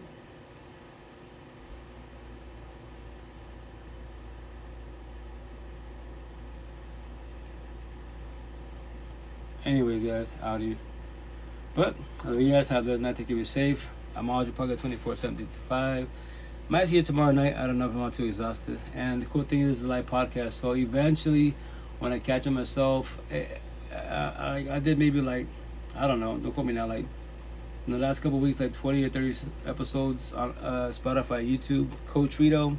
For the most part, I use the same name on all these platforms. And the cool thing, once again, it's a live podcast. So on the YouTube, you'll see me speaking. I'll read people's comments or hear people speaking, but you won't see their faces at all. So, and that's the cool thing about technology, because you can rewind time. You want to see the old version of myself 5 years ago? My ex, she's a narcissist. Narcissists can't change. They're all broken. You know, they won't ever change. Anybody get changed whenever they want to. That's their free one choice. A person narcissistic, especially zombie and addict addiction, it's harder for them to change because they have a lot of trauma going on, a lot of shit going on in life, but they can eventually do it if they don't. If they have to evolve a lot faster, like I did, real support teams. People that can, break down these feelings correct best as possible. You don't have to comprehend them, but they have the same conversations. Breakups suck, yes, especially when kids are involved, it sucks. It hurts a lot, but it'll get better. And that's why the healing journey is not a race, no marathon. It's just my mom's universe, day by day baby steps. What? Yesterday's been written. Don't worry about yesterday. You have two versions of the past. The negative past, where you're stuck in your ex, your child trauma, people destroyed you, and that's how you focus your energy on. That's that negative energy you want to ever evolve in life. And you can say love all you want. Like, you're the one that destroyed your relationship. Self-sabotage because you believe everyone did you wrong in the past, so that means it's potentially new partner. Then, yes, the new partner could do it to you. But that's why if you observe red flags and know your boundaries as beings, the door's right there. You can leave whenever you want to. Or you have the positive version of the past. You can talk about your ex and your past traumas. And you don't really choke up for the most part. You comprehend what happened so it does not happen again in the future. Especially when when you want to shoot your shot, and then you're too pathetic in your head, you overthink, you be like, we'll be a cute couple, we'll get married, have cute babies. Like, oh, you can put, like I used to do that shit, you can do that in your head. In the head, everything's Care Bears, but when you shoot your shot and they tell you no, can you handle rejection? Or, thank you for the comment, sir, miss, but just to let you know, I'm married, I got a boyfriend, girlfriend. Oh shit, they're not babying to you, they're being honest with you guys, and you're still sad and bitter, hateful, like fuck, That's the shit. So, but anyways, have a blessed night, everybody. Love you guys. Have a blessed night. Be good, squad. Take care. Be safe. Ciao, ciao. IG site. Take care. Have a good night. Ciao, ciao. Both my TikToks. Love you guys. Be safe. Ciao, ciao. Facebooks. Love you guys. Be safe. Ciao, ciao. Nike. Love you guys. Be safe. Ciao, ciao. Clubhouse, love you guys. Be safe. Ciao, ciao.